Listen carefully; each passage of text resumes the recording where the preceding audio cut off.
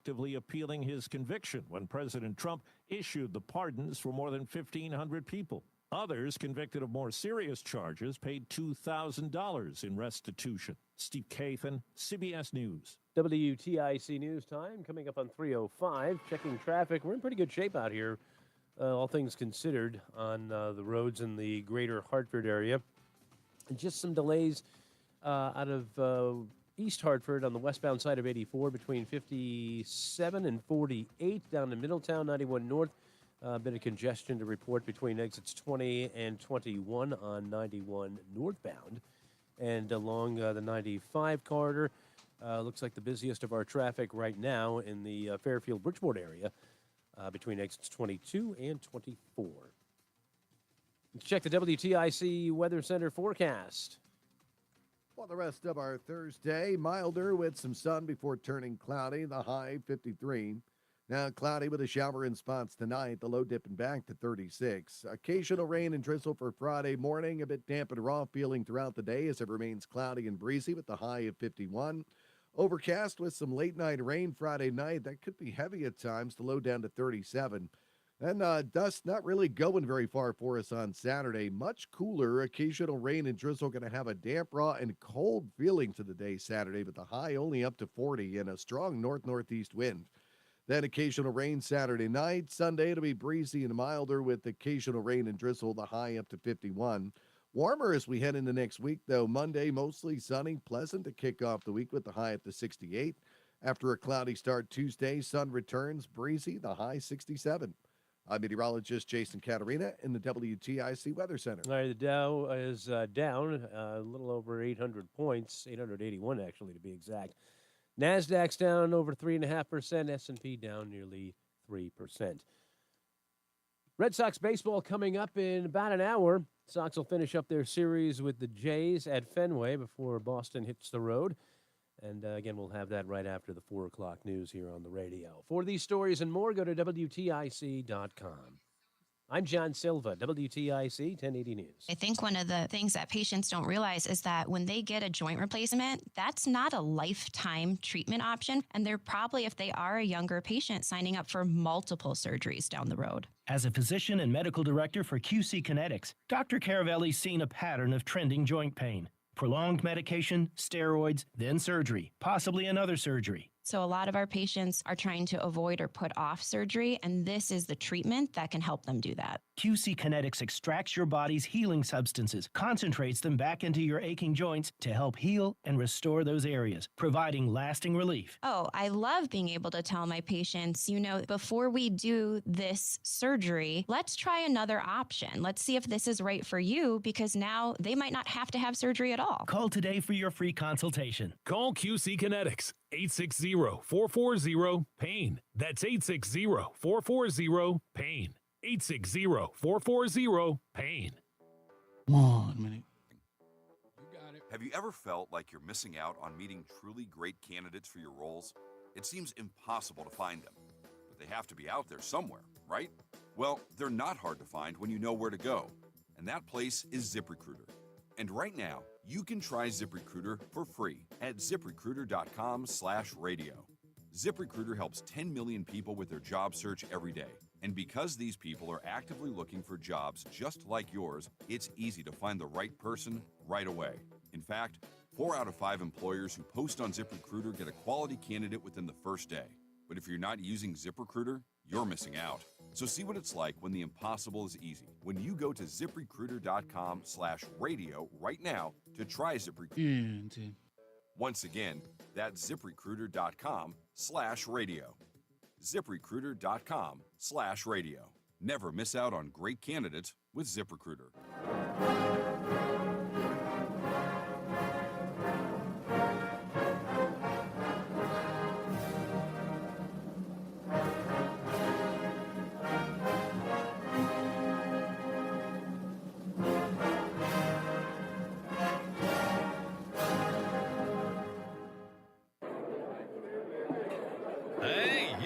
Hey, shh. Calm down. The show is about to start.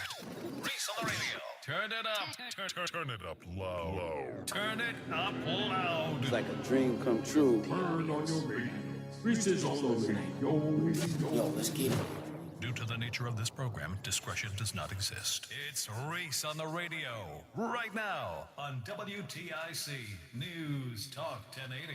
We have got a bang-up show for you today, and we've got a bang-up show for you tomorrow. Mrs. on the Radio is going to be joining us tomorrow. Let me just let you in on that. My beautiful wife, Roseanne, is going to join us tomorrow. And what I'm calling Ladies Night. And we'll try to do it every Friday or at least a couple of Fridays. Anyway, I want to call Friday night Ladies Night here on Reese on the Radio. And we've got an intro for it and everything. Yes, it's Ladies Night and the feeling's right. Oh, yes, it's Ladies Night. Oh, what a night. Oh, yes, it's Ladies Night. Oh, what a night. Chaka. So we're going to be talking about some of the my mistakes in the past have been beneficial to my wife today. So I want to talk a little bit about that. We were having this discussion yesterday, and I was talking to my ex-wife about some things. And my wife thought it was interesting, and my ex-wife thought it was interesting. And so my ex-wife actually said, bring your wife on, talk to her about this stuff. And I went, okay, yeah, but I want to kind of incorporate some ladies as well. So we'll talk about that later on in the show. I'll give you sort of an update of what we do on Fridays here on NewsTalk 1080 WTIC. Today, I've got some stuff to talk about. We've often said on the air that we want this administration, this Trump 2.0, as it's being referred to pretty much rehash what we had to endure in the last 4 years, if not 5. Hell, all 10 years. They want to get to the bottom of that. I think we're getting there. Today there was an oversight hearing with a guy by the name of Joe Kent. I don't know if you've heard the audio yet, but I'm going to play it for you. And it's between he and Mark Kelly, who was supposed to be Obama's nominee last time. Astronaut, Gabby Gifford's husband. Yeah. Mark Kelly and Joe Kent were having a discussion about January 6th. This exchange is, I'll put it to you this way. January 6th may be the thing that Democrats can't bring up anymore. And I'll play that for you as well, so you got to stick around. Also, programming note. As you may have heard at the top of the hour, John Silva said that the Red Sox game is starting in about an hour, so that means you're going to the Odyssey app or you're going to ReeseOnTheRadio.com to listen to the show. Don't worry, we are still going to have all the news and all the views as well. In fact, you can listen to both, right? You can keep your radio on and watch the Red Sox play the Toronto at home, which I'm sure is going to be an exciting game. I need to get back to Fenway. I miss Fenway. It is my favorite stadium of all time. And I've seen the original Yankee Stadium. But I'm sorry, when I grew up, we feared the monster. We feared it. And I was always intrigued by that. But anyway, I'm off in a tear. I also got some Chris Murphy news. You may have heard about this. I think the story is bogus. We'll get into that. And this other story that sits in my hand, William Tong is going to go to war with Florida. Or at least I hope he is. If William Tong goes to war with Florida, I hope he gets his little booty spanked. I can't wait. We'll talk about that as well. But a story I got to get into because my wife is a veteran. When she heard this story, when I was inundated in my receiving message board on Facebook about this story, my wife was shouting, "That's not true. That's not true." And when I saw the reports, it looks like even the people there knew it wasn't true. So in West Haven, the governor, Lamont, and Representative Rosa DeLauro were in attendance with veterans talking about how they didn't want the Trump administration cutting benefits for veterans.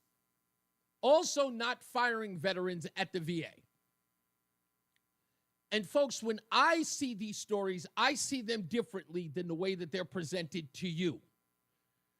So I started thinking, you know what? Instead of telling them how I view these stories differently, I should play it in the way that I saw it. So what I'm going to do is something I've never done. It may not work. It may not work. I'm hoping that it does. But I want to play the story as it aired on WTNH. And then I'm going to play it to you the way that I received it on WTNH, which again, as a journalist, I would have done. So let's start first. West Haven veterans protesting cuts at the VA. It went like this. I want to urge this administration to stop these cuts, stop all the wasteful spending that's being spent elsewhere. That is the message from veterans in West Haven who say Trump administration cuts are hurting veterans. While the White House says it is not directly cutting veterans' benefits, it has said it wants to cut 80,000 jobs at the VA.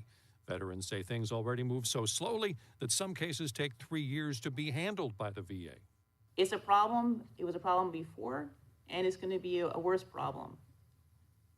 And all across the country, we've had clients who have died while waiting for their benefits to be adjudicated. Another way in which the federal cuts may be affecting veterans more than other people is that across the board, a lot of federal workers, it turns out, are actually veterans. So by letting a lot of federal workers go, you are laying off a lot of veterans. Veterans argue that keeping them in those jobs would be true efficiency. So it saves the American people in the long run for not having to retrain them for the simple skills and the excellent service that they can provide already. The Secretary of Veterans Affairs addressed those concerns last month. Now, we regret anyone who loses their job. And it's extraordinarily difficult for me, especially as a VA leader, and your secretary to make these types of decisions. But the federal government does not exist to employ people. It exists to serve people. Congresswoman Rosa DeLauro says serving the nation's veterans has always been something on which Republicans and Democrats could agree. And for some reason, with this administration, we are watching an attack, really an assault and an attack on the veterans of this nation. Now, I know that you have a limited time, Ken Pierce at WTNH, to put this piece together. It was well done. But there were some glaring things in there that didn't make sense to me. And it's what these folks are arguing. And if I'm paying attention to it as a journalist, I'm taking remember, they chose, WTNH, they chose the sound bites from that meeting to put in this piece. And I found a lot of glaring problems with it. It started with this one clip that Kent narrates. Veterans say things already move so slowly that some cases take 3 years to be handled by the VA. Now, they use that as the premise to why Donald Trump should not put any cuts or do any overhaul of the VA. Now, let me play to you what I heard. They're arguing about the Trump administration making changes at the VA, and they only want to pay attention to cuts.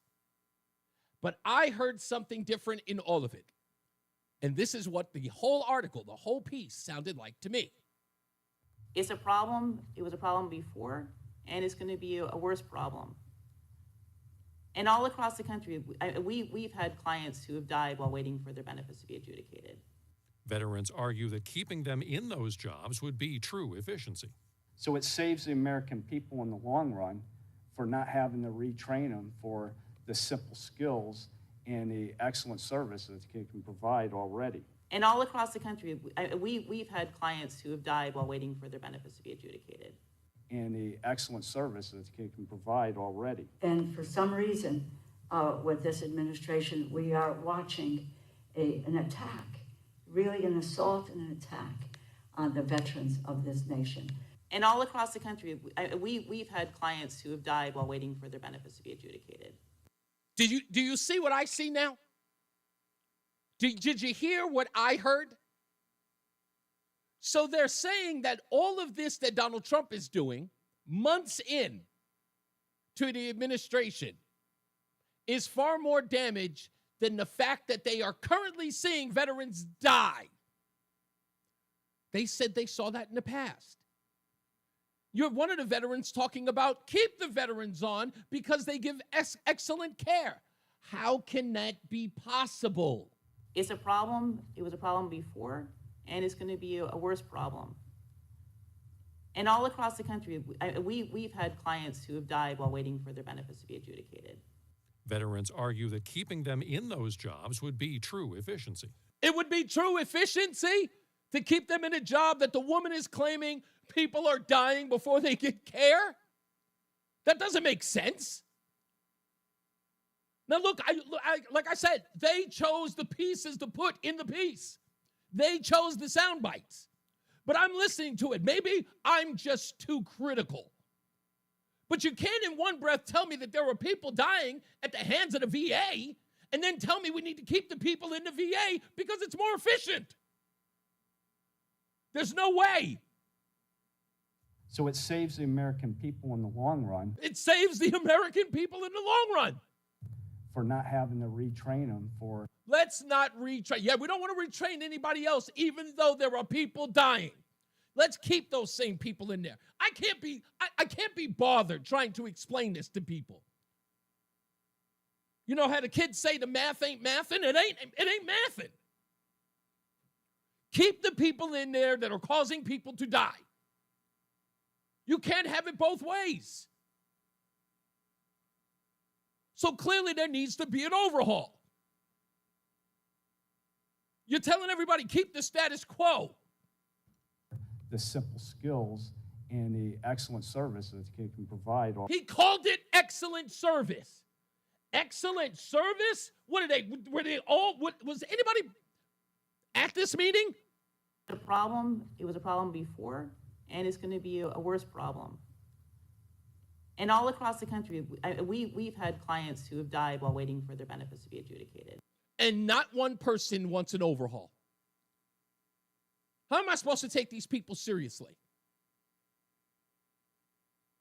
They're not. And again, if you look at the crowds, if you watch that TNH piece, it's still on their website. That place should have been crawling with veterans if it was a problem. But it wasn't. Why? We were under the impression that these protests were real and organic. Thousands, if not hundreds of thousands of people were showing up. But when it came to the veterans, that used to be a big deal to this country. It was a big deal at the beginning of these so-called rallies. West Haven couldn't get, what was it? Why? Because it was a Wednesday night? Veterans could not show up. They couldn't get a large swath of people. Even the governor showed, and the place was barely full. There were empty seats in that room. People scattered all around. No one was interested. Why? I'll tell you why. Because it was all bull. Because it's all bull. Real people on the ground level don't feel the way that these idiots feel. Trying to make it, again, I'm watching the video of Governor Lamont back there, bored to tears. Disappointed. Where are the crowds? Where's the rally?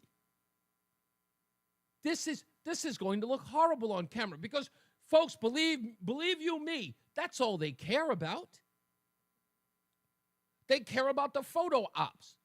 DeLauro, no crowds. Lamont, no crowds. Veterans didn't even show up for them.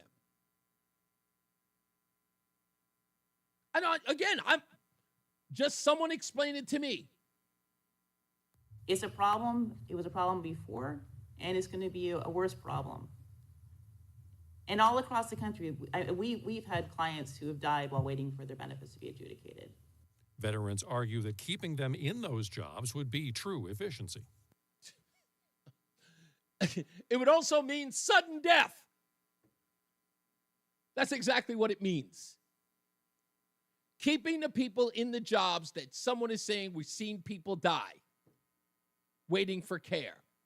keep those bozos in. I don't take them seriously.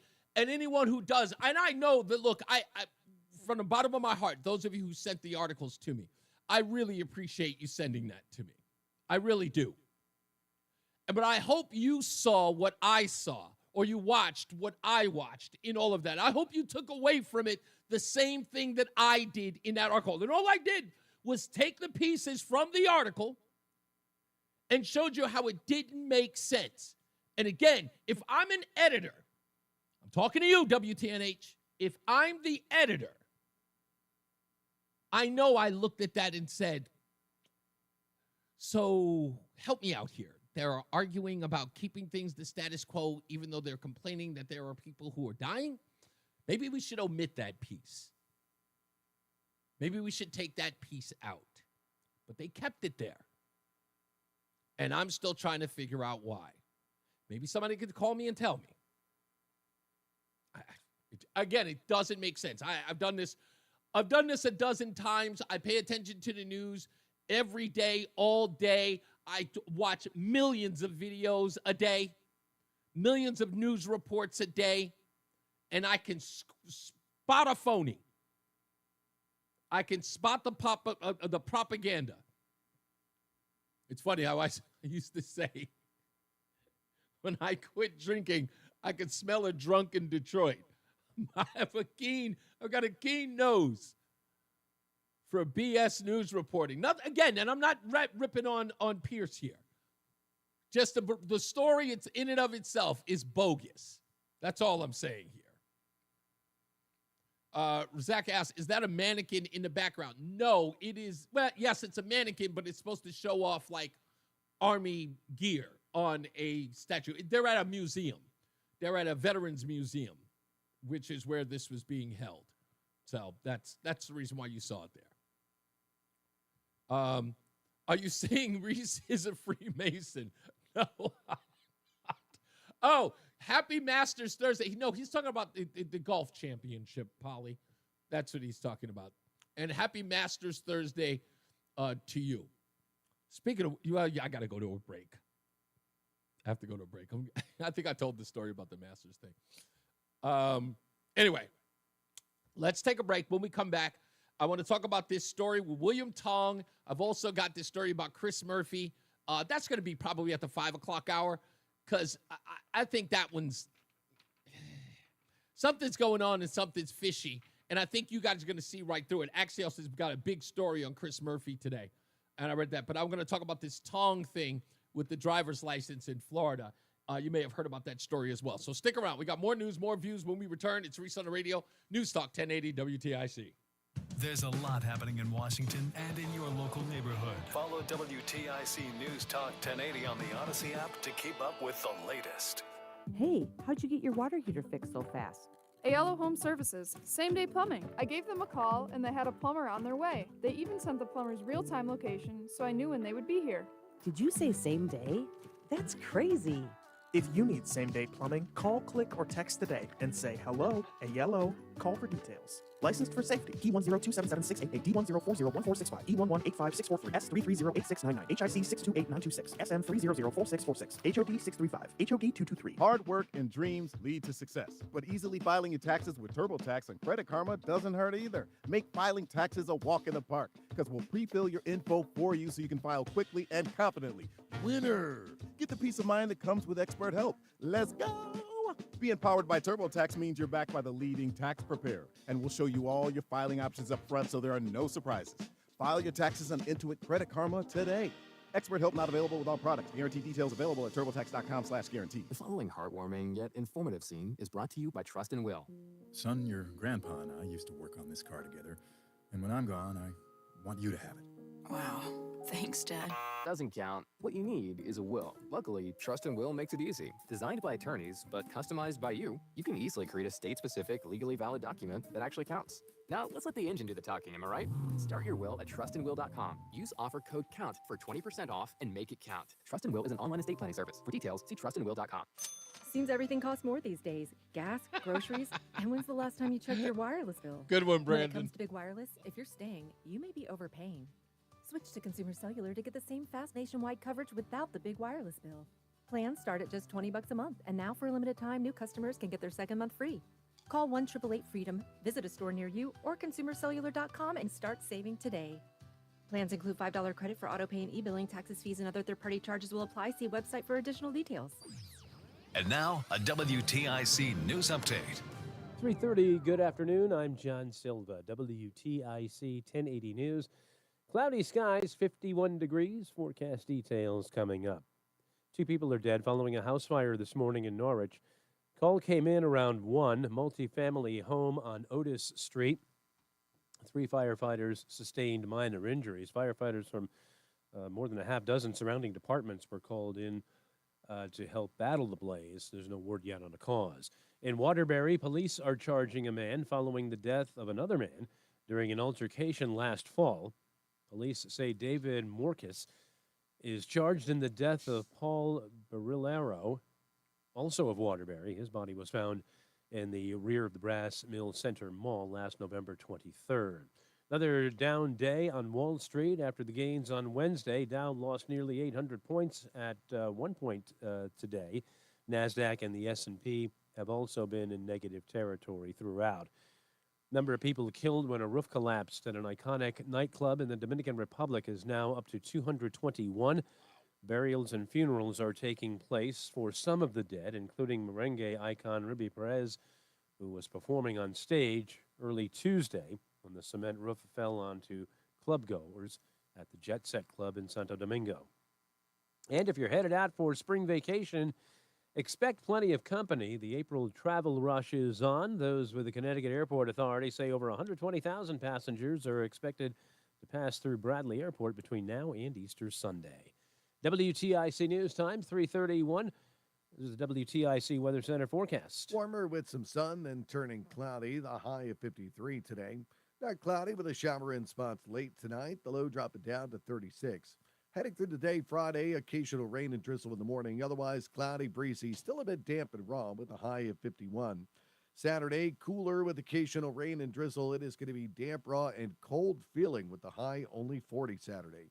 I'm meteorologist Jason Caterina in the WTIC Weather Center. All right, cloudy, 51 in Hartford. For these stories and more, go to WTIC.com.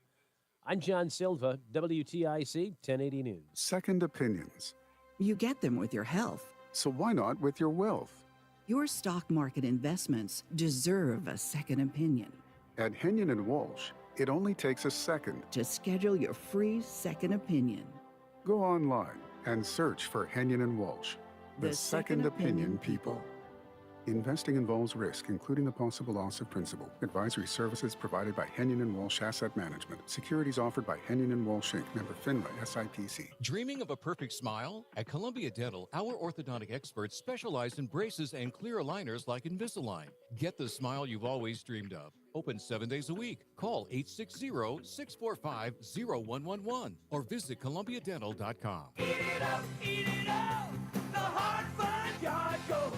Eat it up. Yard Goats baseball is back this Tuesday, April 15th for 6 straight games against the Red Sox affiliate. We honor our most improved students Tuesday through Thursday. Friday, the first 1,000 adults get a Connecticut Yard Goats jersey. Saturday, we've got amazing post-game fireworks. And Sunday, we've got an Easter egg hunt, Bark in the Park, so bring the pooch. And kids run the bases after the game. Get your tickets now before they're gone at yardgoatsbaseball.com. Eat it up, oh yeah! This year, celebrate Easter at either Evergreens at the Simsbury Inn or Seasons in the Avon Old Farms Hotel. You'll enjoy a gourmet buffet featuring traditional Easter dishes, live music, and there will be appearances from the Easter Bunny.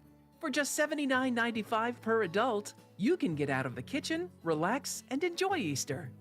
There are seatings at each location between 10:30 a.m. and 2:30 p.m. For a reservation at Evergreens, call 860-392-0309. For a reservation at Seasons, call 860-269-0240. Reservations will go fast, so call and make your reservation today. Celebrate Easter Sunday this year with us at either Evergreens or Seasons. Men, is good enough really what you want with your sex life? This is Dale for Northeast Men's Health. And if erectile dysfunction is making for a bad bedroom experience for you and your partner, you should call us because you want your intimacy to be fantastic, both for you and for the one you love. At Northeast Men's Health, our treatments have success rates of well over 90%. And because we're a medical practice focused on men's sexual health, we can offer many treatment options and even combine treatments to find the right one for you. Which means if you're like most of our patients, we can likely get you performing like you haven't in years. You could even last up to an hour or more and make sex great again. So make an appointment and make a change from good enough to really good. For just $99, you'll get a medical consult, blood work, and if medically advised, a test dose. And if that test dose doesn't work in the office, your visit is free. Call 800-930-5956. That's 800-930-5956. Or go to northeastmenshealth.com. That's northeastmenshealth.com. We have 5 offices across the Northeast to serve you. Northeast Men's Health, a Promedic restorative health practice. If you have unfiled taxes or are in debt to the IRS, this is important news. The IRS just rolled out a new program to help struggling taxpayers more easily resolve their tax problems. It's called the Taxpayer Relief Initiative, and it opens up powerful new options for people looking to get back on the right track with the IRS. And no one knows this program like the professionals at Optima Tax Relief, America's most trusted tax resolution company. They've resolved over $1 billion in tax debt for their clients and have the expertise and experience to help you. One easy call to Optima can start the process, helping to put an end to your worries of wage garnishment, asset seizure, and other aggressive IRS actions. Make today the beginning of your fresh start with the IRS. Call the experts at Optima Tax Relief now for your free confidential consultation. Call 800-354-2840. 800-354-2840. 800-354-2840. Optima Tax Relief. Some restrictions apply. For complete details, please visit OptimaTaxRelief.com. Attention. 1 minute. Racked up $10,000 or more in credit card debt? Are you barely getting by making minimum payments? With credit card debt reaching all-time highs, National Debt Relief is notifying consumers about significant debt relief options currently being made available to help those with overwhelming credit card debt. These options may reduce a large portion of credit card debt for those who qualify. You don't need to declare bankruptcy or take out a consolidation loan, and you may only have to pay back a fraction of what you owe, even if you have bad credit. National Debt Relief has already reduced the credit card debt for more than 550,000 consumers, so don't wait. If you owe $10,000, $20,000, or even $100,000 in credit card debt, you can now take advantage of this financial debt relief as the cost of living continues to skyrocket. To check what debt reduction you may qualify for, call 800-207-4545. That's 800-207-4545. Once again, that's 800-207-4545. Reese on the radio, making sense of the news. Yeah, even when it makes no sense at all. Now on WTIC, News Talk 1080. How y'all doing? We are back here. Don't forget another, what do we got, 20 minutes before we go online. You can find us at the Odyssey app or ReeseOnTheRadio.com, or you can watch it live, of course. Red Sox are beginning to play. They got their last in the series against the Toronto Blue Jays, right? Yeah. So that's going to be entertaining on both ends. Oh, also at 4:05, we have got John Loftus, the editor at large at the Daily Caller. We're going to talk about his article today, his op-ed today, talking about the Democrat Party. He had an interesting take that was similar to mine that I need to get into with him, which was crazy stuff that he and I saw this eye to eye. It was an article he wrote it yesterday, but it's something I was talking about months ago. And that was what the Democrat Party was going to do, or what they plan to do in the future when it comes to dealing with Donald Trump. So we'll talk to him about that. So stay tuned. About 4:11, he'll be on. That's John Loftus, editor at large for the Daily Caller. I just saw something interesting, and I'll get to the phones in a second. During the cabinet meeting, Elon Musk and Doge revealed these findings. And if you're watching on ReeseOnTheRadio.com, you can see them. I'll read them to you, those of you who are listening. These were the Doge findings of unemployment insurance. And these numbers are insane. And look, say what you want, all the rest of you lunatics who are screaming and hollering out there. This is horrible. Doge found 24.5 thousand people over the age of 115 who claimed $59 million in benefits from unemployment. 28,000 of those people of people were found between the ages of 1 and 5 years old. They claimed, get this, over $254 million in unemployment benefits. Another 9.7 thousand with birth dates 15 years into the future. They claimed $69 million in benefits. What? Like, this is what people are beefing about or fighting against. And so we'll talk a little bit more about that later on, because I just saw that and I grabbed the photo off the screen, off the television screen, so I can put it up there. Let's get to the phones. George is in Canton. How we doing, Georgie? Oh, wait a minute. Hold on, George, before I get to you. That's not your fault. That's my fault. There it is. Now I can get to George. Nope, I cannot. I'm sorry. The screen is weird. If I have it sitting too still for too long, it will time out on me. There's George. Hey, George, how you doing, sir? Greetings, Reese. Are we hooked up here? We are good to go, sir. How are you? All right. Well, good. Thank you, Reese. Look, the article or the T&H thing. Clearly, here's the thing, as you and a lot of people already know, you can't have critical thinking without critical hearing. And the deaths. The editor left it in because it's like, what does the left call it, a dog whistle? Yes. All you got to do is talk about the added, if you don't have critical listening, you're not going to connect what you connected, which is we've got to leave everything the way it is because there's dead people. Right. They didn't say we have to change it. And see, when I hear the word change, I never like it. You know, there's a bumper sticker, a saying from way back, that newborn babies and politicians need to have their diapers changed often and for the same reason, well, or something like that. Anyway. I do remember that, yes. All right. Well, the word change doesn't mean improvement. That's my point. That's correct. When you change diapers, you put on clean diapers. You don't put on somebody else's dirty diapers. Right. Because you could still say, I changed the baby's diapers. Indeed. Well, the problem is, what we need is improvement, which requires change, but change doesn't require improvement. That's correct. And the government is known for not laying off, laterally moving, and promoting. I mean, I want to know, and Reese, maybe you know, the woman that was the press secretary, the binder woman. Yeah, Corinne Jean-Pierre.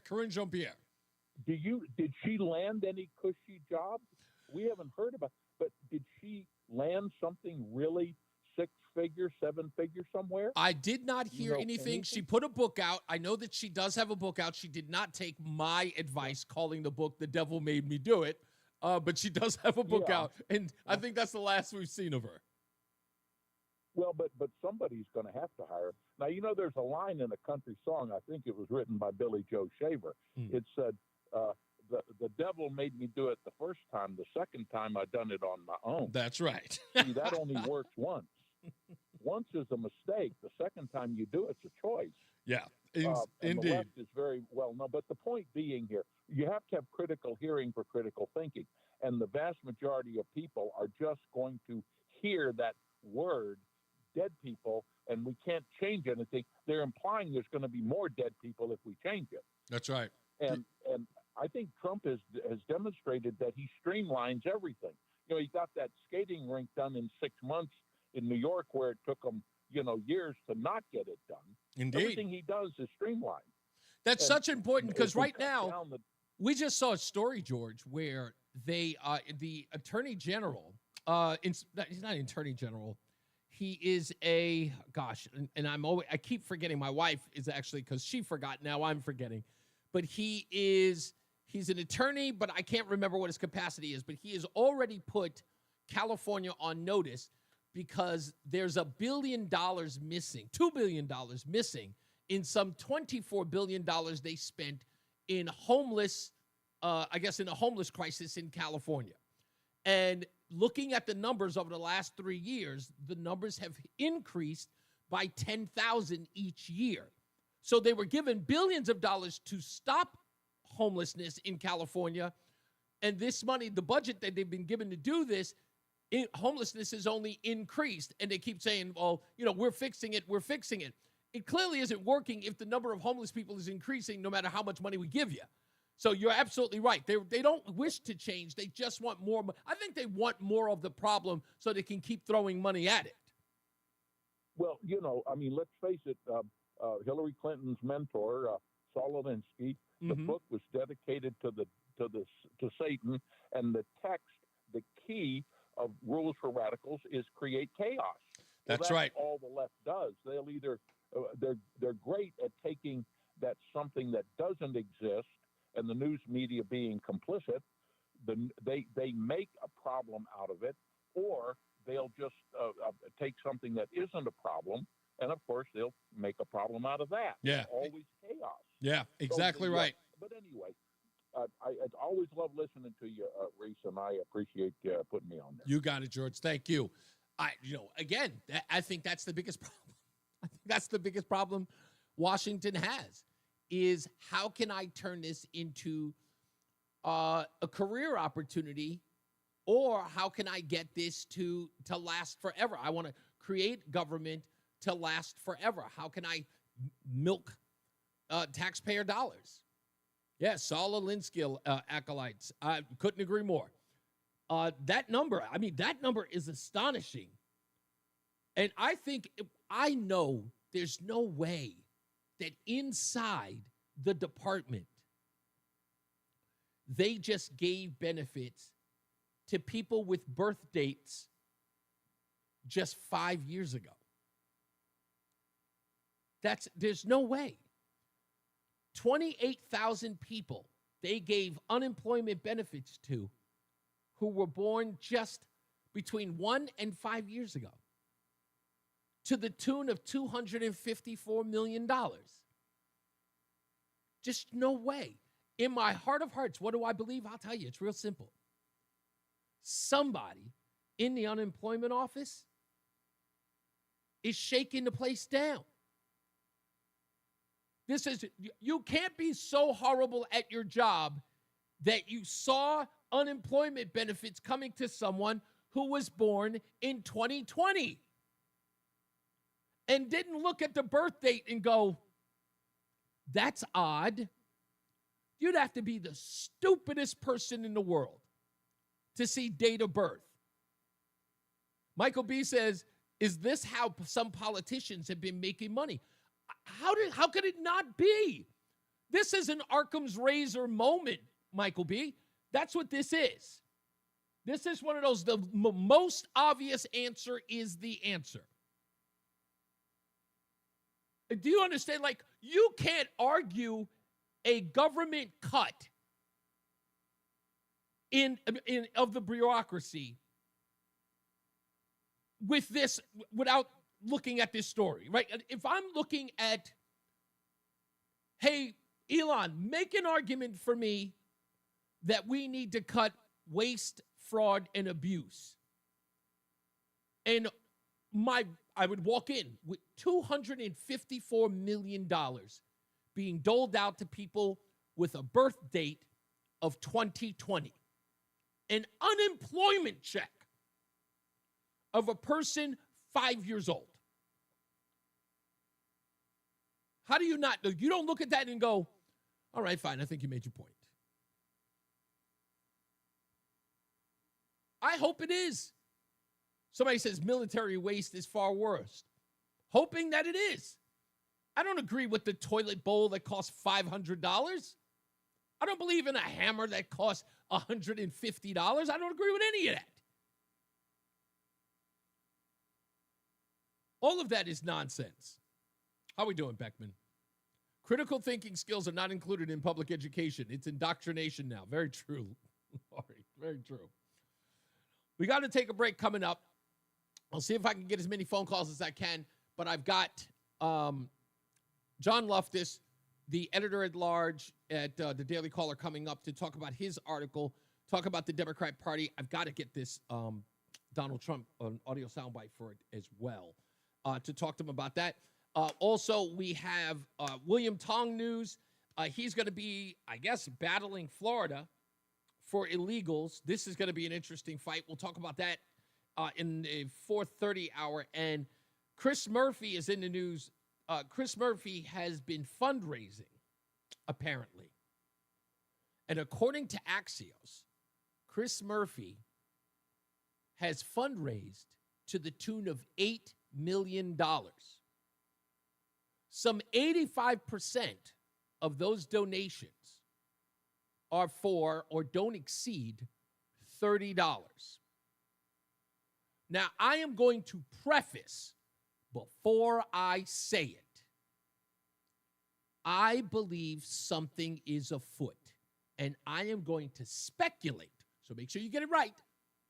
I am going to speculate what I think caused $30 or less donations to Chris Murphy to help him obtain $8 million. I'm going to allege certain things that will probably turn out to be true. We'll get down to it. We'll figure it out. So stick around for that. More news, more views, your phone calls when we return. It's Reese on the Radio, NewsTalk 1080 WTIC.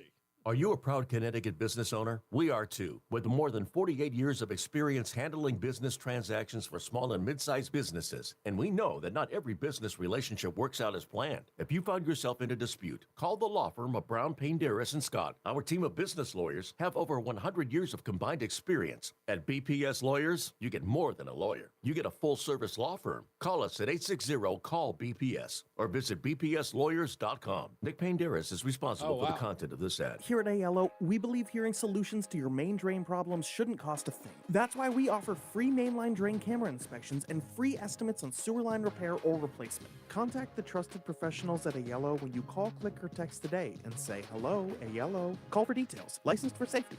P10277-688, D10401465, E1185643, S3308699, HIC 628926, SM3004646, HOD 635, HOD 223. Individual results may vary. Prescription required. Actual price depends on product and plan purchased. See website for details, restrictions, and important safety information. You've noticed your hair is thinning out, or maybe you've noticed your game in the bedroom is getting a bit cold. Let's make this real simple. These are normal things that happen to lots of guys at some point. And through HIMS, getting help couldn't be more, as we said, simple. The process is 100% online, so you just have to answer a few simple questions, and a medical provider will determine if treatment is right for you. For your hair, that means access to a range of doctor-trusted treatments designed to help you regrow hair in as few as 3 to 6 months. And for your more intimate moments, that means access to treatments made to give you a boost in the bedroom, like Viagra, Cialis, and their generic counterparts, which can cost up to 95% less through HIMS. If prescribed, treatment is shipped right to your door. A few clicks, and you're dealing with these things before they become a thing. So simple. Find your hair loss and ED solutions today at HIMS.com. That's HIMS.com. HIMS.com. When you're hiring, 1 minute. Have you ever felt like you're missing out on meeting truly great candidates for your roles? It seems impossible to find them, but they have to be out there somewhere, right? Well, they're not hard to find when you know where to go. And that place is ZipRecruiter. And right now, you can try ZipRecruiter for free at ZipRecruiter.com/free. ZipRecruiter helps 10 million people with their job search every day. And because these people are actively looking for jobs just like yours, it's easy to find the right person right away. In fact, 4 out of 5 employers who post on ZipRecruiter get a quality candidate within the first day. But if you're not using ZipRecruiter, you're missing out. So see what it's like when the impossible is easy. When you go to ZipRecruiter.com/free right now to try ZipRecruiter for free. Once again, ZipRecruiter.com/free. ZipRecruiter.com/free. Never miss out on great candidates with ZipRecruiter. It's Reese on the Radio. Ask your doctor if common sense is right for you. Right for you. On News Talk 1080 WTIC. All right, we're back. Let's get to the phones real quick. Let's go to Dave in Ellington real quick. What's going on, Dave? Reese, I got to tell you, the coverage of the Masters by the Golf Channel What's going on? Pathetic. It's pathetic. Why? I've been watching it since like 9 o'clock this morning. All they're doing, Larry Fitzgerald is sitting down having an interview with some lady that's on the Golf Channel. She's, Wait a minute. Are we talking about wide receiver Larry Fitzgerald? Yes. I'm like, why are you talking to Larry Fitzgerald at the match? Wait. Hold on. Now, for those of you who don't know, Larry Fitzgerald, very tall, very nice, a braided hair. Cardinals, he's a great Arizona guy, Cardinals, whatever, a great guy. Blah, blah, blah. Great receiver. But why are you talking to Larry Fitzgerald at the Masters? Probably because maybe there's slim pickings on sports celebrities at the Masters this year. I mean, you don't not talk to him. I find that hard to believe. I find that hard to believe. Hey, you know what? The I Masters, find that really hard to believe. The Masters can be a little stiff. You know what I mean? I get you, though. Correct kind of thing. Yeah, baby. No. Dave, I get you. It makes no sense. There's no continuity to talking to Larry Fitzgerald. I find it just as odd as you do. But I think it's one of those things where, look, the Masters can be long. It's either you're going to be watching the actual, play, or you're going to do fillers. Talking to Larry Fitzgerald is a filler. They got it on. Supposing this is live right now on the Golf Channel. Rose is 6 under. Scheffler is 4 under. Connors is 4 under. Hayton's 3 under. McIlroy is 2 under. McIlroy's not going to win. On the green right now. Okay, so Richard in the chat room said he's actually a good golfer. Reese, I'm telling you, I've been watching the Golf Channel this morning since I got up. And it's been nothing but interviews. Just like, why aren't you showing me the tournament? I'm not in any way supportive of them doing what you're talking about because I agree with you. It's wrong. It should just be golf. But I'm telling you, a lot of these programmers don't know what they're doing. And so they're like, oh, you know what? Let's talk to the celebrities that are there. But look, Richard A. says that he's actually a good golfer. He's a good golfer. Even if he's a good golfer, Richard A., I don't agree. Why did we interview him? I'm telling you, when I saw Larry Fitzgerald this morning, I lost it. I don't blame you. I'm like, are you kidding me? You know what? If you're on the Golf Channel, you probably have to find somewhere. Okay, Richard also says that ESPN has coverage as well. And he says the Golf Channel cannot broadcast. I'll change it right now. It's the same thing. Oh, is it really? Oh. Well, he's saying the Golf Channel is not allowed to broadcast. They don't have live coverage. No, they have the first 2 days. Oh, okay. CBS gets the rights to Saturday and Sunday. That I know. Saturday and Sunday is always Jim Nantz. It's the same thing. It's the same thing on the Golf Channel. It's the same thing on ESPN. Well, I wish you could. You're going to have to buy one of those packages where you can watch the thing for like 40. No, I knew you weren't. I already knew you weren't. I figured I'd just mention it anyway. They already put the Boston Red Sox, Nesson, as a pay-per-view. Really? No way. That should be a local game. I had it free for years. Lived in Ellington all my life. Had Nesson free for years. All of a sudden this year, Nesson's pay-per-view. Damn. Sorry, Dave. Well, you know what? You can catch them right here because they're coming up in a couple of minutes. They'll be here live. And you can go to masters.com, Dave. Richard is in there helping as usual. I love my scallywags. Let's get a first check of the weather and traffic with Mark Christopher and Jason Catarinas. Mark Christopher's in the BPS Traffic Center. Tom O'Hanlon. Tom O'Hanlon. My bad. Tom O'Hanlon is in the Traffic Center today. All right. There we go. Bye. I'm Tom O'Hanlon from the BPS Lawyers Traffic Center. This report brought to you by Stu Leonard's. Westbound on 84, we're busy. Exit 57 to 48 and 84 eastbound delays. Exits 46 to 51. In Windsor, 91 southbound has some stop and go. Exit 34 to 32. And if you're going northbound on 91 in Middletown, watch for some backups with brake lights here and there from exit 20 to 21. Founders Bridge has a bit of westbound stop and go after you cross the river. And also 291, we're looking good. Moving on Wilbur Cross. Route 2 seeing a bit more action now, feeding up into 84. And Route 3 looks good. Traffic and weather together on the 8th. WTIC News Talk 1080. This traffic report is being brought to you by Stu Leonard's Farm Fresh Foods. This week at Stu Leonard's Farm Fresh Foods, local hickory smoked spiral cut hams for $3.99 per pound. Plus, this week's color, locally grown potted hyacinths, tulips, and Easter daffodils are $7.99. Hey, change your phones over. Sub Main. Visit StuLeonards.com. WTIC weather. Well, the rest of our Thursday afternoon, turning cloudy, warmer though, with a high up to 53. That cloudy, a shower in places tonight, the low down to 36. We'll get occasional rain and drizzle for Friday morning, so probably want to set the umbrella out so you take it with you. Otherwise, cloudy, breezy, still feeling a bit damp and raw with a high 51. Then Saturday, a colder day with occasional rain and drizzle. Going to feel damp, raw, and cold with that high, only 40. I'm meteorologist Jason Caterina in the WTIC Weather Center. WTIC is celebrating 100 years on the air and 100 years of serving Connecticut. This is WTIC and WTIC FM HD2 Hartford, an Odyssey station. It's 4 o'clock. Good afternoon. I'm John Silva, WTIC 1080 News. We have cloudy skies. Temperature is 49 in Hartford, and 2 people are dead following a house fire this morning in Norwich. The victims, a mother and her young daughter.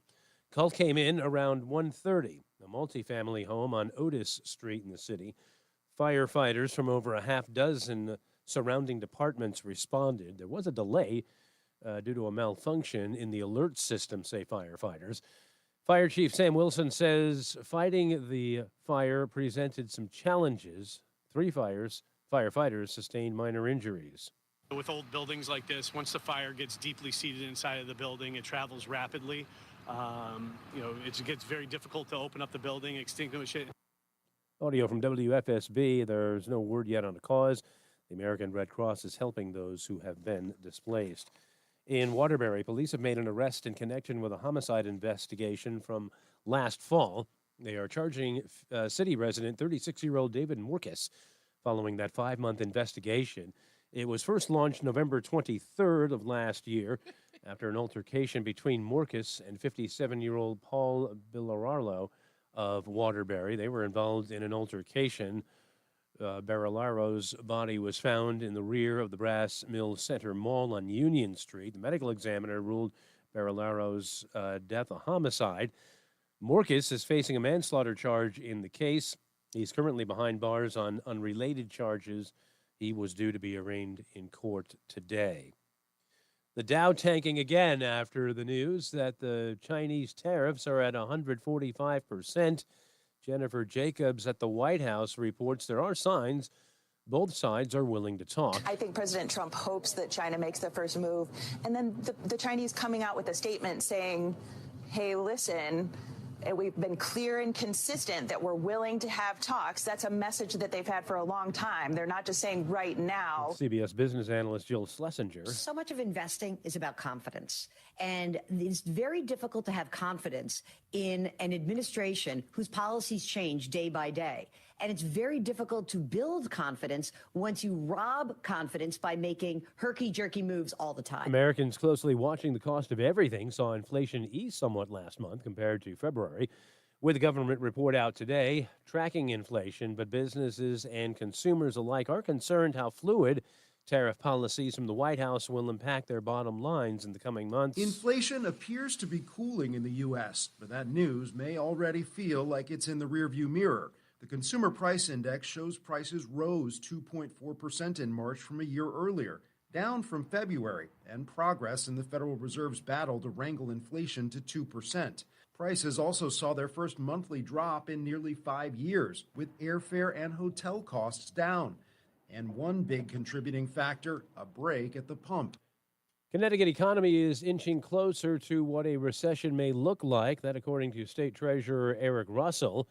Appearing on a conference call with other Democratic state treasurers, Russell blamed the administration's inconsistent tariff policies and the impact on everything from the markets to small business to the average consumer. What it's ultimately doing is creating mistrust and uncertainty, right, for everyday consumers as we see the consumer confidence wane, as we see people uncertain about their job security or their ability to make ends meet moving forward.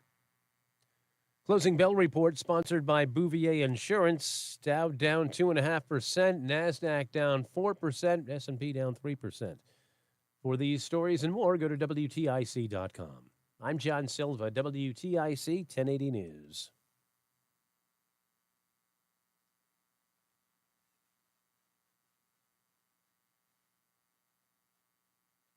Do you know a veteran in need?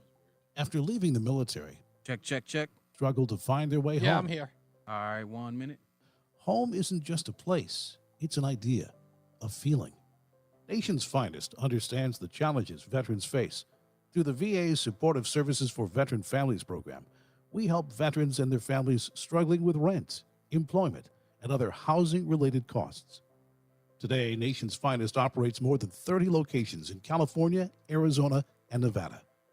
For more than 50 years, we've helped thousands of veterans in these communities build happy, healthy, and purposeful lives. And our team is committed to supporting those who've served and their families for another 50. To get help, visit nationsfinest.org or call 1-468-9676. That's 1-833-468-9676. It's Reese on the radio. And don't say we didn't warn you on News Talk 1080 WTIC. Man, let me tell you, first of all, that was the loudest that has ever heard inside my ear. Anyway, we're back. It's Reese on the Radio, News Talk 1080 WTIC. We've got John Loftus coming up, the editor at large at the Daily Caller. We'll talk to him about his article. It has to do with the Democrat Party in particular, talking about what they wish for Democrats to do in the new era of Trump. He wrote something interesting in that piece. We'll talk to him about it, and pretty much what the fever is that he's getting from Democrats in Washington. I think his telephone number is here in the Connecticut area. I wonder if he lives here. So I'm going to ask him about that as well. Also, don't forget, during this hour, we're going to talk about William Tong and his new battle with Florida and possibly with Avis car rentals because they won't rent their cars to certain people. We'll talk about that. Chris Murphy has been able to raise $8 million with $30 donations or less. I'll speculate on what I think that's about as well. Don't forget, you've got 860-522-WTIC, 860-522-9842. You can call us up to talk about whatever stuff I'm talking about. And if you've got some other news that you want to get into, you can do that as well. Red Sox are about to play in a couple of minutes if they haven't thrown the first pitch yet. And you can listen to both. So go to the Odyssey app, or you can watch the show on ReeseOnTheRadio.com. As well, don't forget, it's peanut butter and jelly time. Go get yourself a peanut butter and jelly sandwich, a Reese's peanut butter and jelly sandwich.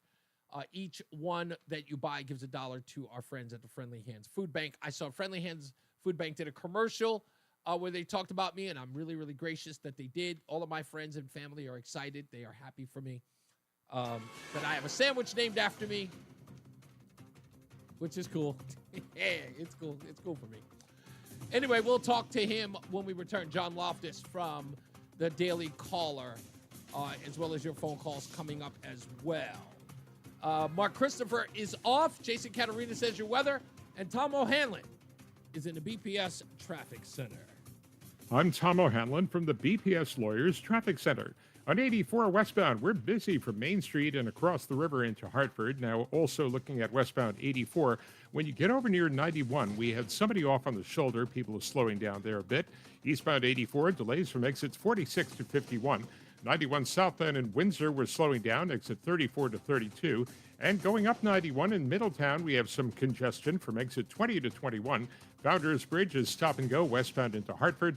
And 291 looks pretty good. Wilbur Cross is moving. Route 2 still getting busier up into 84. And we're looking good on Route 3. Traffic and weather together on the 8s. WTIC News Talk 1080. WTIC weather.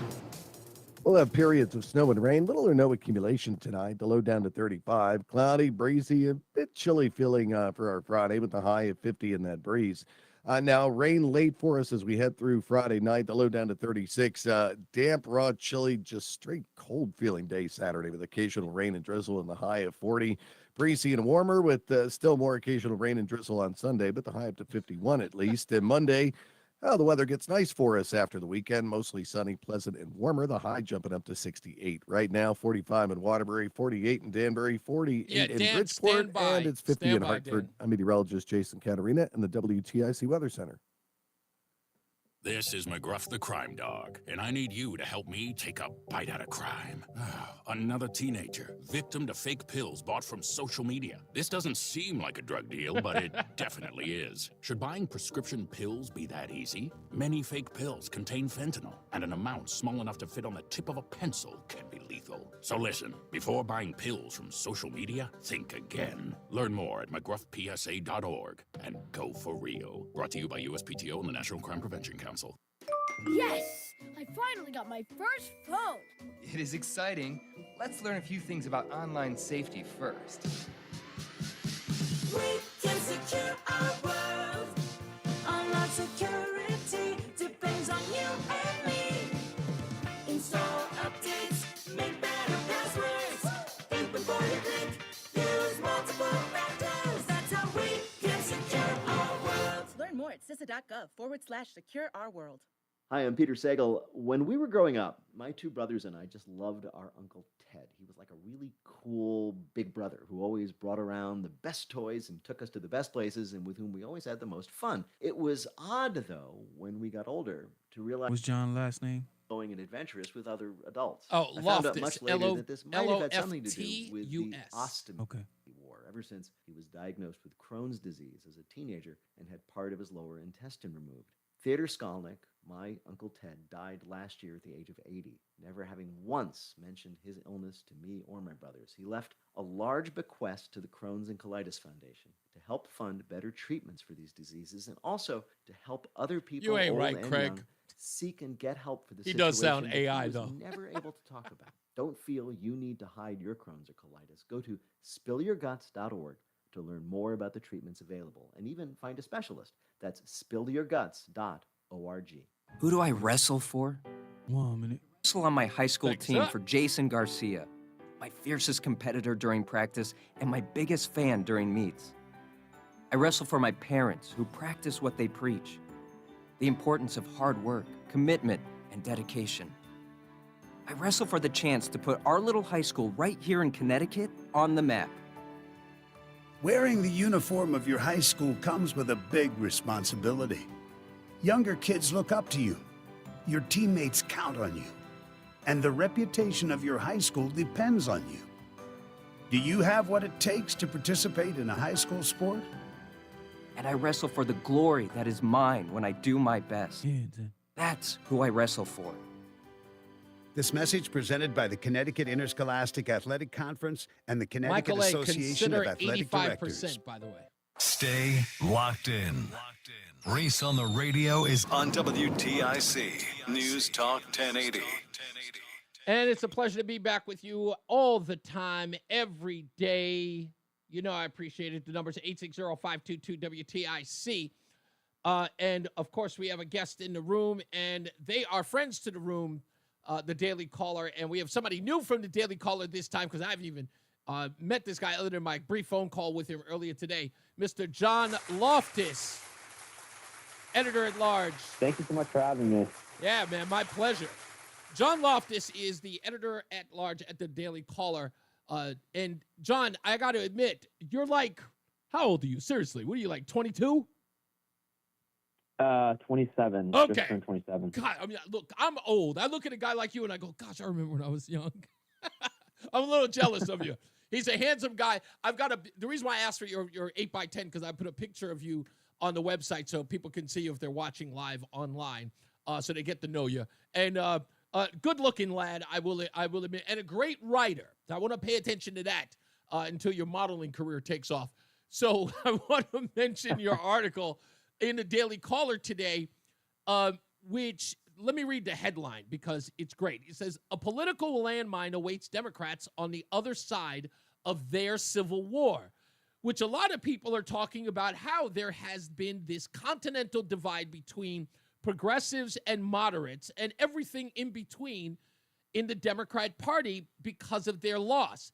Many people, at least the moderates, are saying we have got to figure some things out because whatever we did, it only emboldened Donald Trump, where progressives are saying you guys didn't embrace us enough or our progressive nature enough, and that's why you lost. And so now there has been, instead of this mending of differences, or at least trying to coexist together, they have been brutally honest, and if not, attacking each other. You've noticed that as everybody else, right? Yes, there's the Civil War has really exploded into full view now. There's really an intense power struggle between some of the younger members of the Democratic Party, such as Alexandria Ocasio-Cortez, and some the older members, more moderate members like Senator John Fetterman from Pennsylvania, Senator Chris Murphy of Connecticut. Yeah. It's both it's interesting. It's both a messaging and a policy battle. In terms of the messaging, I think the younger Democrats, the more left-wing Democrats, want to be more aggressive in their rhetoric. They want to attack the Trump administration very aggressively, whereas the more moderates, such as John Fetterman, want to take a more nuanced approach to the messaging, kind of, craft a new brand for the party that could appeal to more moderate types, independents and swing states. And then in terms of the policy, just people like Bernie Sanders and AOC want to move the party more left and want to move away from the Wall Street corporate establishment, much in the way that Donald Trump is doing. But others in the party want to kind of they're honestly have become the defenders of the status quo. There was a time when the Republican Party was more of the establishment party. They defended the interests of Wall Street and corporations, but now that's all kind of flipped in the past decade or so. And so the Republicans are more of an anti-establishment party. And so I think there's that grappling between the two sides on the messaging front and the policy front as well. Let me ask you your opinion on this, because you mentioned 4 people here. So you have Alexandria Ocasio-Cortez, and I don't know who the other younger progressive. Who was the other younger progressive you mentioned other than her? Was there another one I guess Jasmine Crockett, right, would be the obvious. Yes, exactly. Yeah. Jasmine Crockett. Right. So let's talk about those two as a juxtaposition to the two you mentioned on the moderate side. So you talk about Jasmine Crockett, you got AOC, and then you got John Fetterman, who I like to call Young Frankenstein, and Chris Murphy, who I call Milquetoast. But I mean, that being aside, I look at it this way, because the Democrat Party, because their base is generally where they try to draw most of their attention, is to a younger audience. What I'm not seeing for the moderate side, and that's Chris Murphy and Fetterman, is that they don't draw the attention that AOC and Jasmine Crockett do. They've got no real presence in the party. There's more attention being paid to the stupidity of those, and I say that lightly. I don't say that lightly. The stupidity that comes out of the mouth of these two women, as opposed to John Fetterman and Chris Murphy. Look, I think Chris Murphy just tells a bunch of lies, and it doesn't resonate because he's not authentic. John Fetterman, on the other hand, the only thing he's got going for him is that he refuses to put on a suit and dress in hoodies. He's not, and he doesn't really, and then on the outside of that, he doesn't really fall in line with what a lot of Democrats are screaming and hollering. He's very, look, I'm not going to, scream that the sky is falling. I refuse to fall into that trap. So he's got a little bit of attention, but the attention he gets always gets him in trouble with his own base. Chris Murphy, on the other hand, most people just tell him, hey, shut up. But he's not really a fire. No, he just isn't a firebrand. No, he's not. He's not at all. He isn't. And did you hear the story that Axios is reporting that he actually was able to raise $8 million? 85% of it was with donations $30 or less.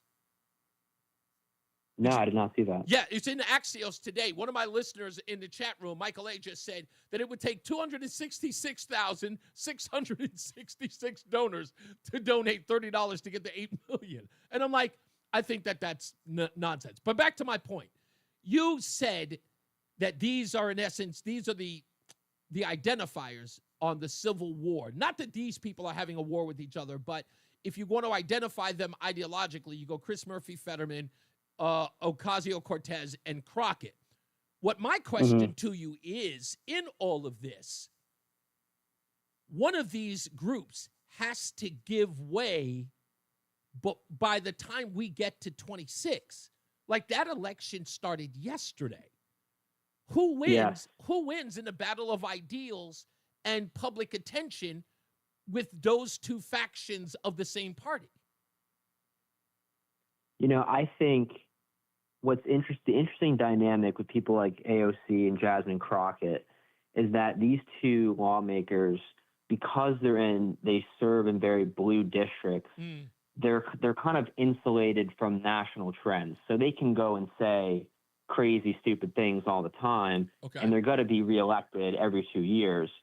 So I think, as much attention as they get on social media, I still think a more moderate center-left voice will win out in 2026, especially if Trump, I know he's paused the tariffs for 90 days. If he continues to go hard on the tariffs, I think the candidates in 2026, and even looking forward to 2028, I'm taking like someone like Gavin Newsom. Right. I think they're going to come in with a more free trade, kind of more establishment message, especially if the Trump years get a little, if things get a little rocky with the tariffs in the short term, I think a more moderate center-left voice will actually win out. Because I think that's... Do you think that will be able to quiet the more radicals like Crockett and AOC, or even Bernie Sanders for that matter, that they will have to get behind that moderate you're talking about? No, it definitely will not quiet them because, again, they are always insulated from these national trends. They're in these super blue states serving blue districts. They could say whatever they want, and at the end of the day, they will be reelected every 2 years. No, I don't think it'll quiet them. But I also think to win an election, I don't think you can throw up someone like AOC. Hypothetically, if AOC ran for president in 2020, I don't think that would fly at all with people in swing states, with people in the Midwest. So yeah, we're on the phone with John Loftus. He's the editor-at-large for the Daily Caller. Let me read a quote from your article that got a lot of attention today. Harris Faulkner featured this piece on your article today, which got my attention, which is why I called you today. Let me read the quote. You said, but for the Democrats seeking to alter their course and return to its pro-worker roots, they will have to navigate a tricky political landmine. With the onset of Trump's trade war with the GOP has never before been more anti-establishment than it is now.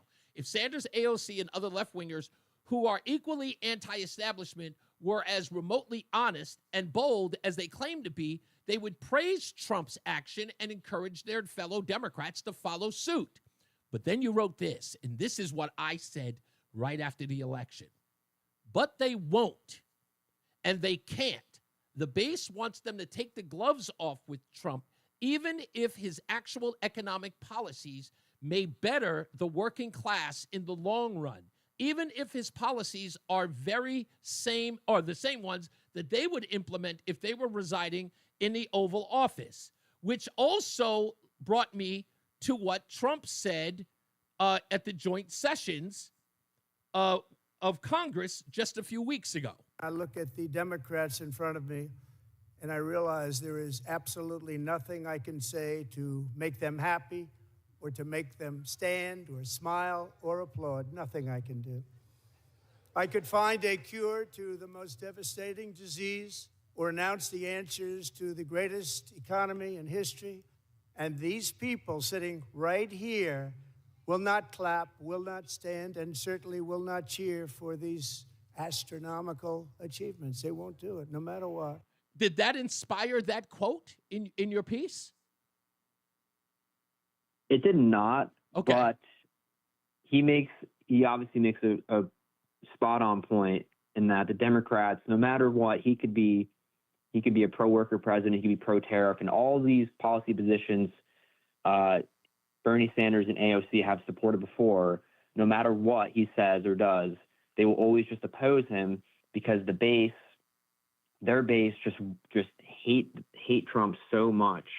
And if they were to praise him, if they were to give him any kudos for tariffs or securing the border, which is, Bernie Sanders at one point used to be a border hawk. He believed that closing the border would help workers, and he just can't say it.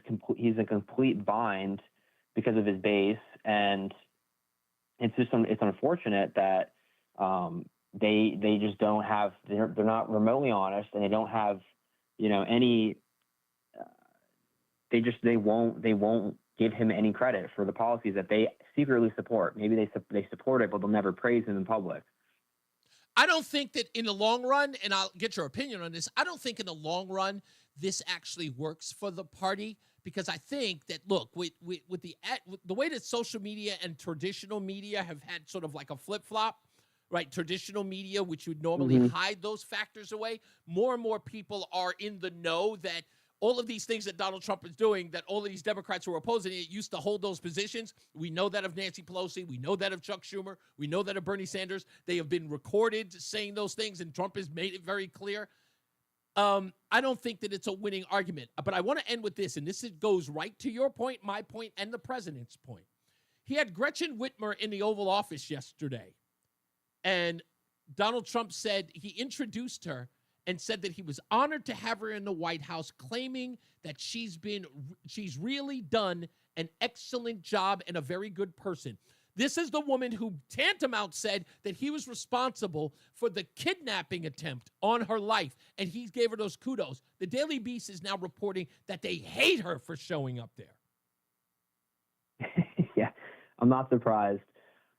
It just goes to show that Trump he's not so much a partisan. I think he's a very pragmatic president. And I'm not surprised the Daily Beast is bashing her. They would, for an outlet like the Daily Beast, anytime there's some sort of bipartisan consensus or any, an olive branch is extended, God forbid an olive branch is extended to the other side, they're always going to bash it.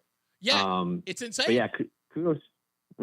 Kudos to Trump that's another reason why he was elected, because I think people understand that, yes, he might say some things that are provocative, but I think ultimately he's a very pragmatic, common sense kind of politician. And I think that a lot of that stems from his background in New York City real estate. He's more about making deals and being pragmatic as opposed to being a hardcore partisan.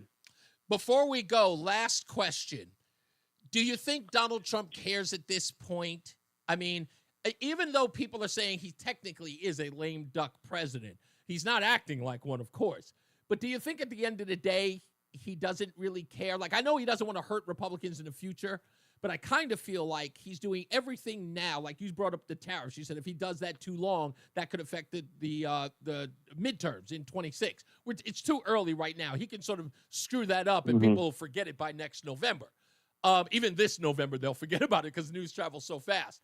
Do you think that Donald Trump is going sort of on the, like gung-ho, pedal to the metal at this point because he doesn't really care about anything other than his legacy of making America great again?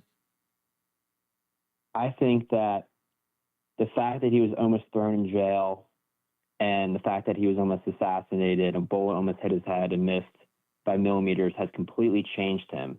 And I think he's the first administration, I think he was just kind of happy to be there. Yeah. I think the first administration was more chaotic. I think this time around he hit the ground running. I think he signed a record number of executive orders. 111. And like on the level of FDR.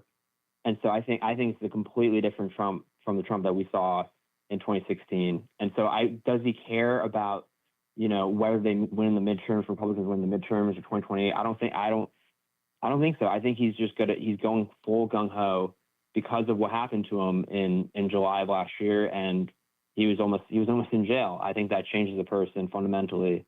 Yeah. And I got a hard break coming up, but John Loftus, please come back. All right, I'll text you when I need you again, and please, if you have an article you want me to share or talk about, please feel free to give it to me. All right.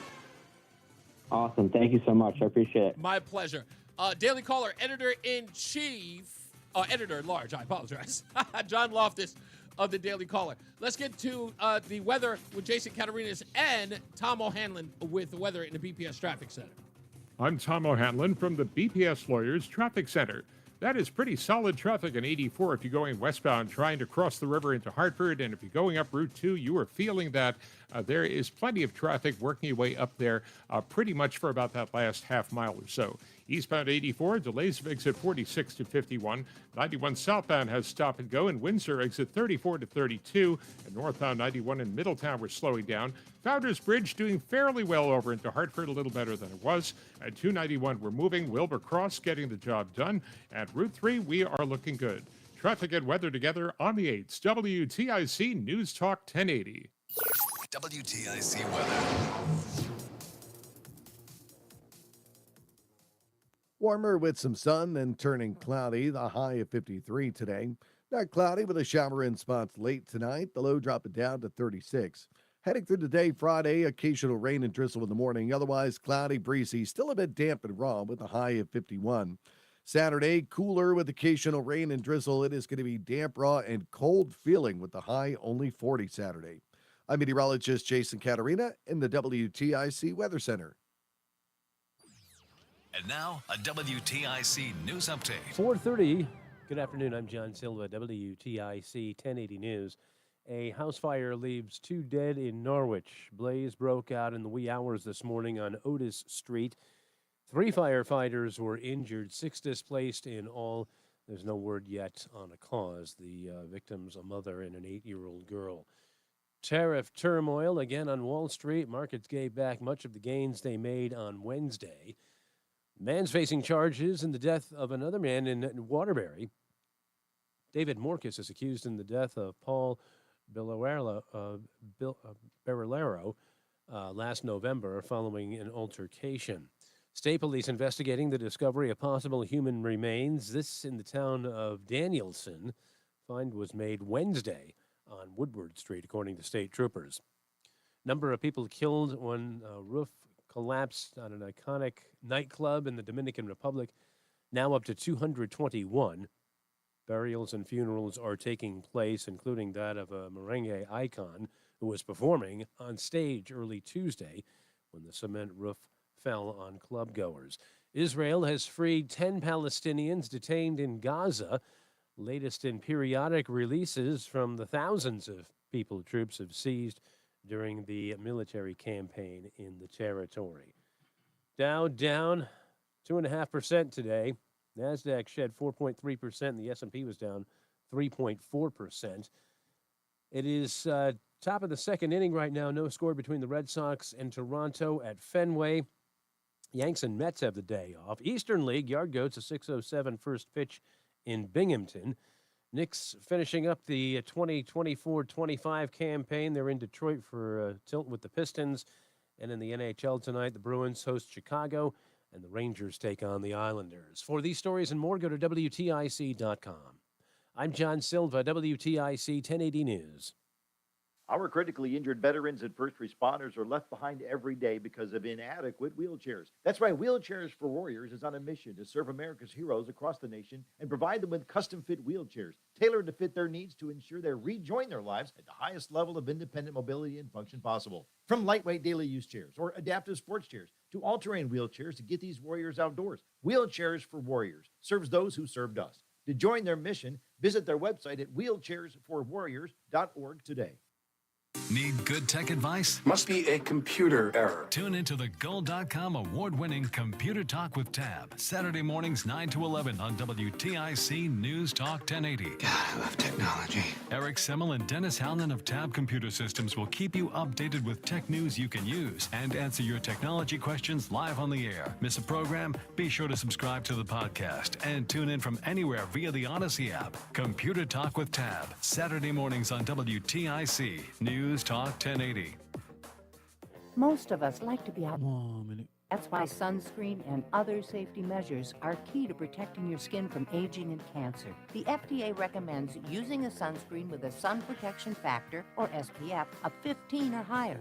Also, look for broad spectrum on the label. That means both harmful ultraviolet A and B rays are blocked. UVA rays age the skin, UVB rays burn, and both cause cancer. But the perfect sunscreen doesn't count if you use it wrong. Don't need sunscreen on a cloudy day? Wrong. 80% of UV rays still get through the haze. Only use sunscreen at the beach? Nope. Anytime you're outside, UV rays attack the skin, so you need protection.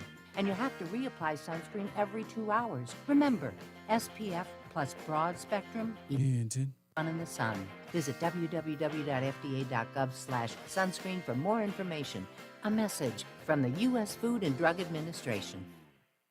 President of the Chris Murphy Fan Club, Reese on the Radio, on News Talk 1080, WTIC. I totally forgot. I didn't even do the stupidest thing that I read today is coming up in a little bit. So, because I want to talk about it, because a long conversation to have, but we'll take your phone calls at 860-522-WTIC, 860-522-9842. You heard John Silva at the bottom of the hour news, that there was no score in the Red Sox game. I will see if I can keep anybody posted. Maybe I'll put the score up on my screen, but it'll be probably delayed. It's always delayed by like a minute and a half to 2 or 3 minutes. We do have a story. Wow. I thought it was just a crash. It's been a long time since this happened. Says that 6 people were killed in a New York City helicopter crash. These crashes always seem to happen in the same area, the Hudson River. Of course, no reports yet about what happened or what caused it. Or I don't even see anything about which helicopter it was. I'll see if there are any reports on that as well. That's probably going to be there's going to be, I should say, a lot of coverage on that as well. I was thinking, was that a newscopter back in the day? I feel like it was a newscopter that went down. So anyway, when we get back, we'll get into this William Tong story, and then we've got the Chris Murphy story as well. And what was there? There was another thing that I needed to get to, and I'm looking at it. I'm just going, oh, yeah. I cannot forget that. Mark Kelly talking to the counterterrorism nominee. That exchange.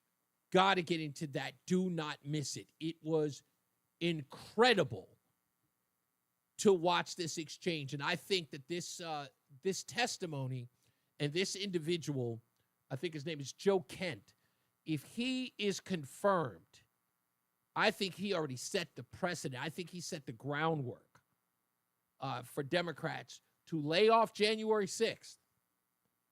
This guy sounds like he knows what he's doing. And a lot of people who have been complaining is like, I don't see the administration getting to the bottom of things. It sounds like this guy, Joe Kent, might be. I don't want to speak too soon, but I'll play that audio for you as well. I've got about a minute left. What else was there? I think that was it. Yeah, I think that was it. CNBC, I got that. I got Warren Buffett and some other news, and I'll keep a close eye on this crash that happened closer. It looks like it's not even really New York City. Technically, this was just off in the Hudson, just off of New Jersey, according to the map that they have up on Fox News in front of me. So anyway, that's interesting. So we'll talk about a whole bunch of other stuff as well. Yeah, see, I was just biding my time till we got the traffic.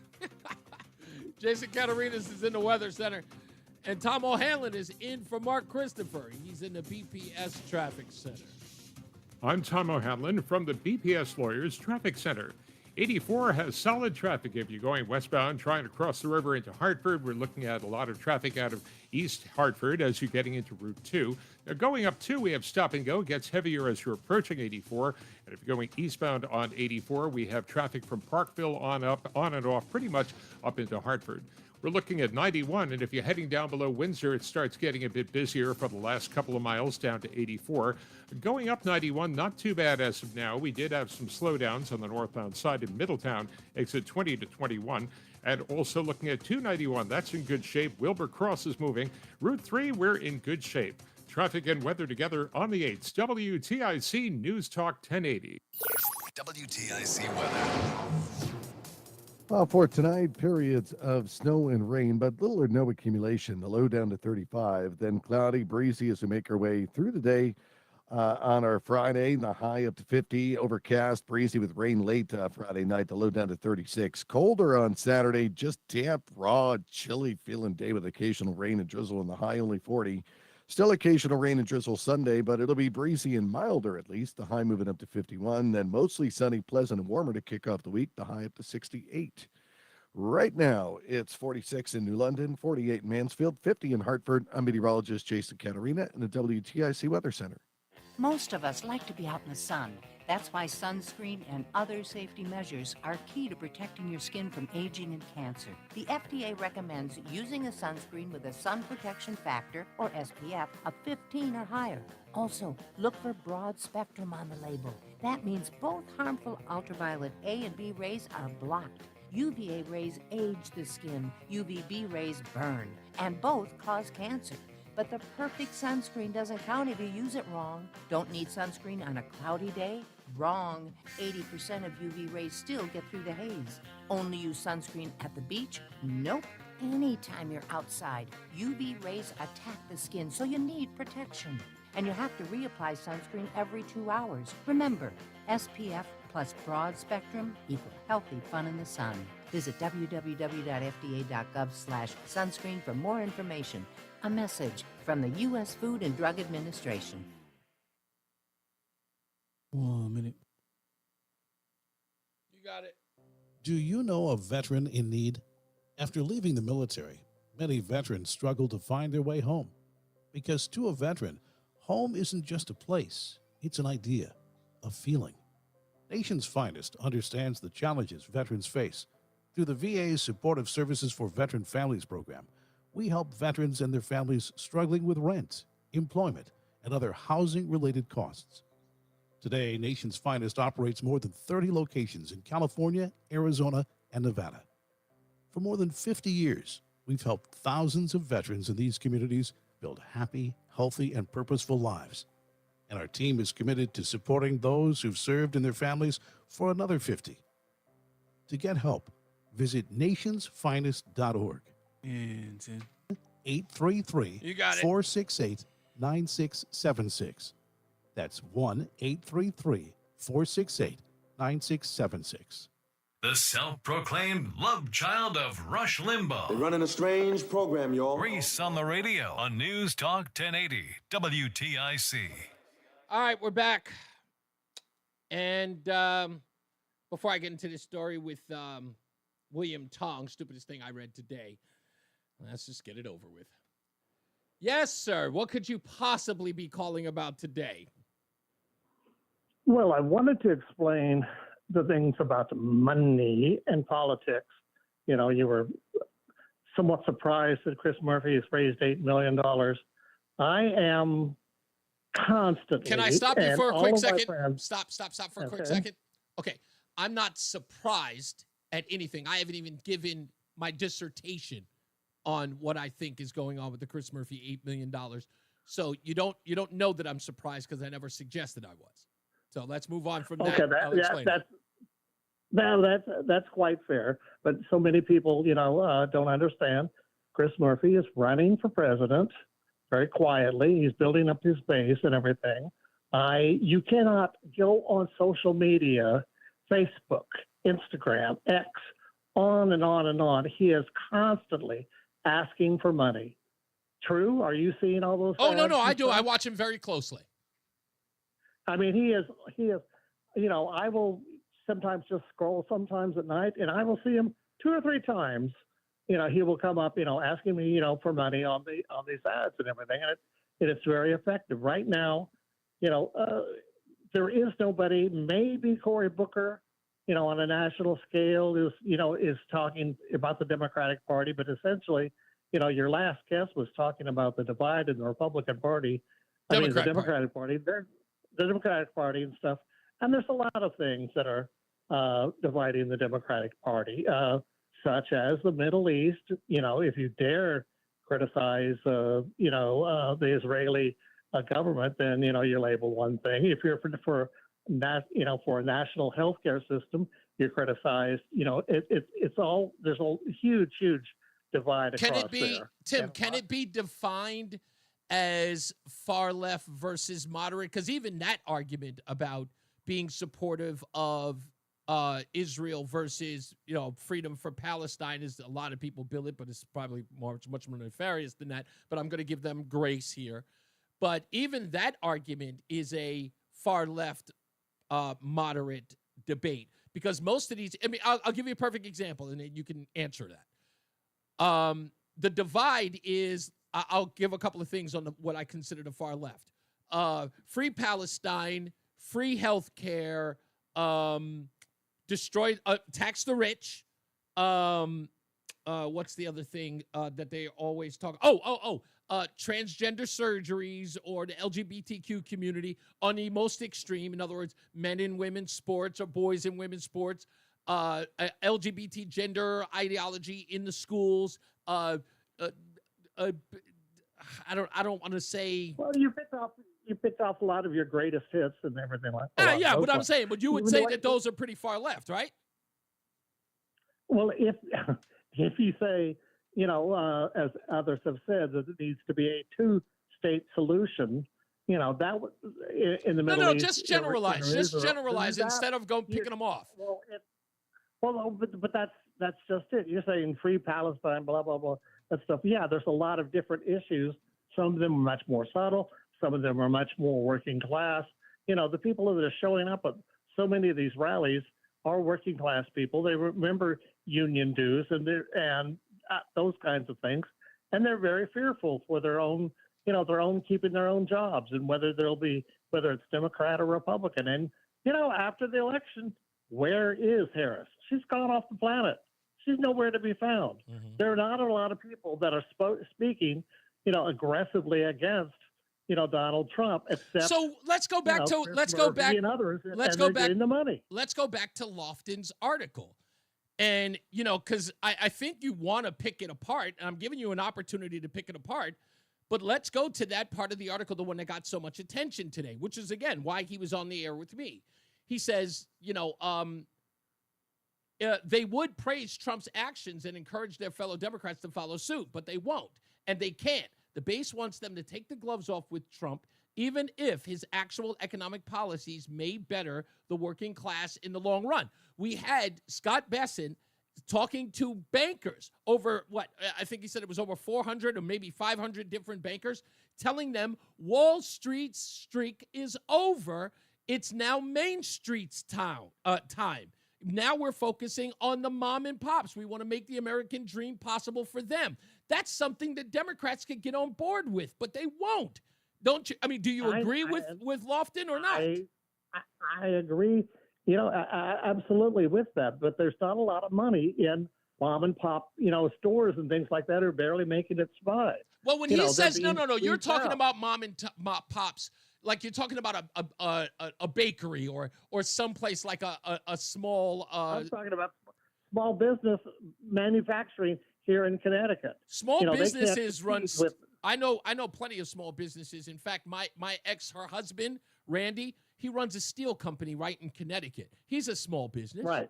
And the steel industry is a big industry for a small town guy, a private industry, a private guy.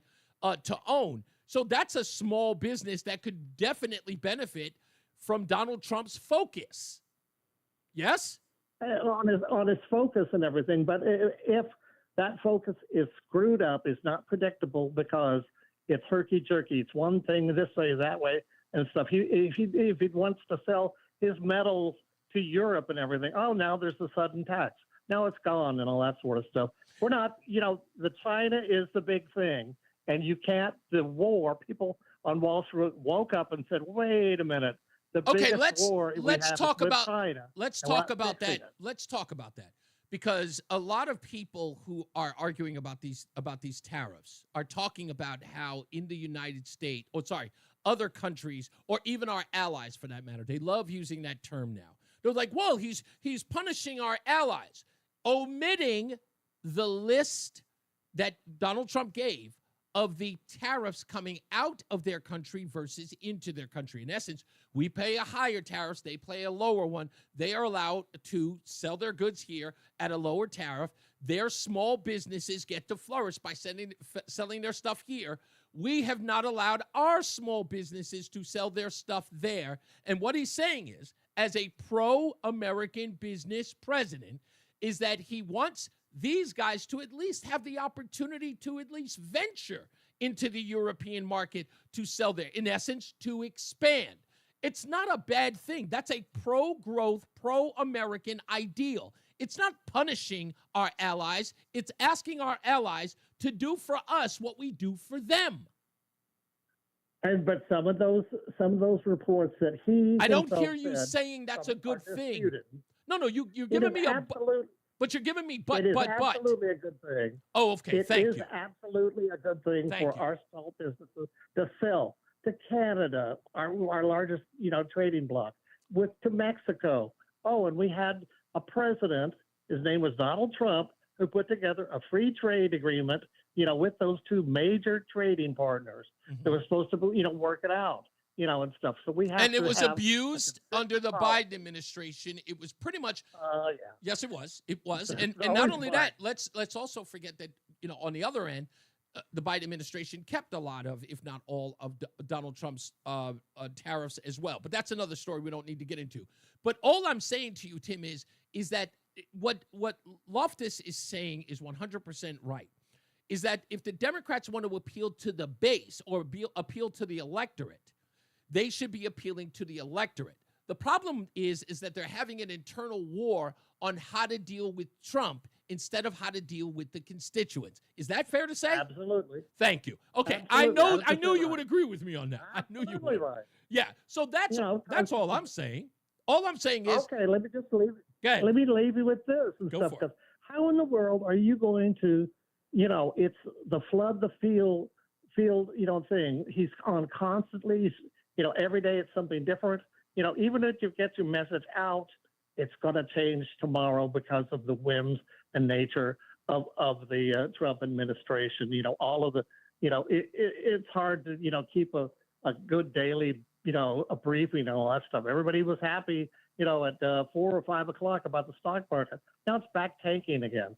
So all of this stuff, it's. You don't care about the stock, very but you don't care about the stock market, Tim. That only helps. I care about the bond market. Yeah. Okay, but no. I care about all these. What I'm billionaires saying to you is making that money hand over fist. the stock market isn't accessible to the average man and woman in this country. 401ks. That's about No, it. Yeah. And 401ks are again also more than half of the country don't have them. So the large majority, the large majority don't rely on Wall Street. So it's not really, and it's no indicator of the economy. It's an indicator of Wall Street. Inflation is, and that number went down. But I appreciate you, and I think this was a cordial conversation. Thank you. Bye. You got it.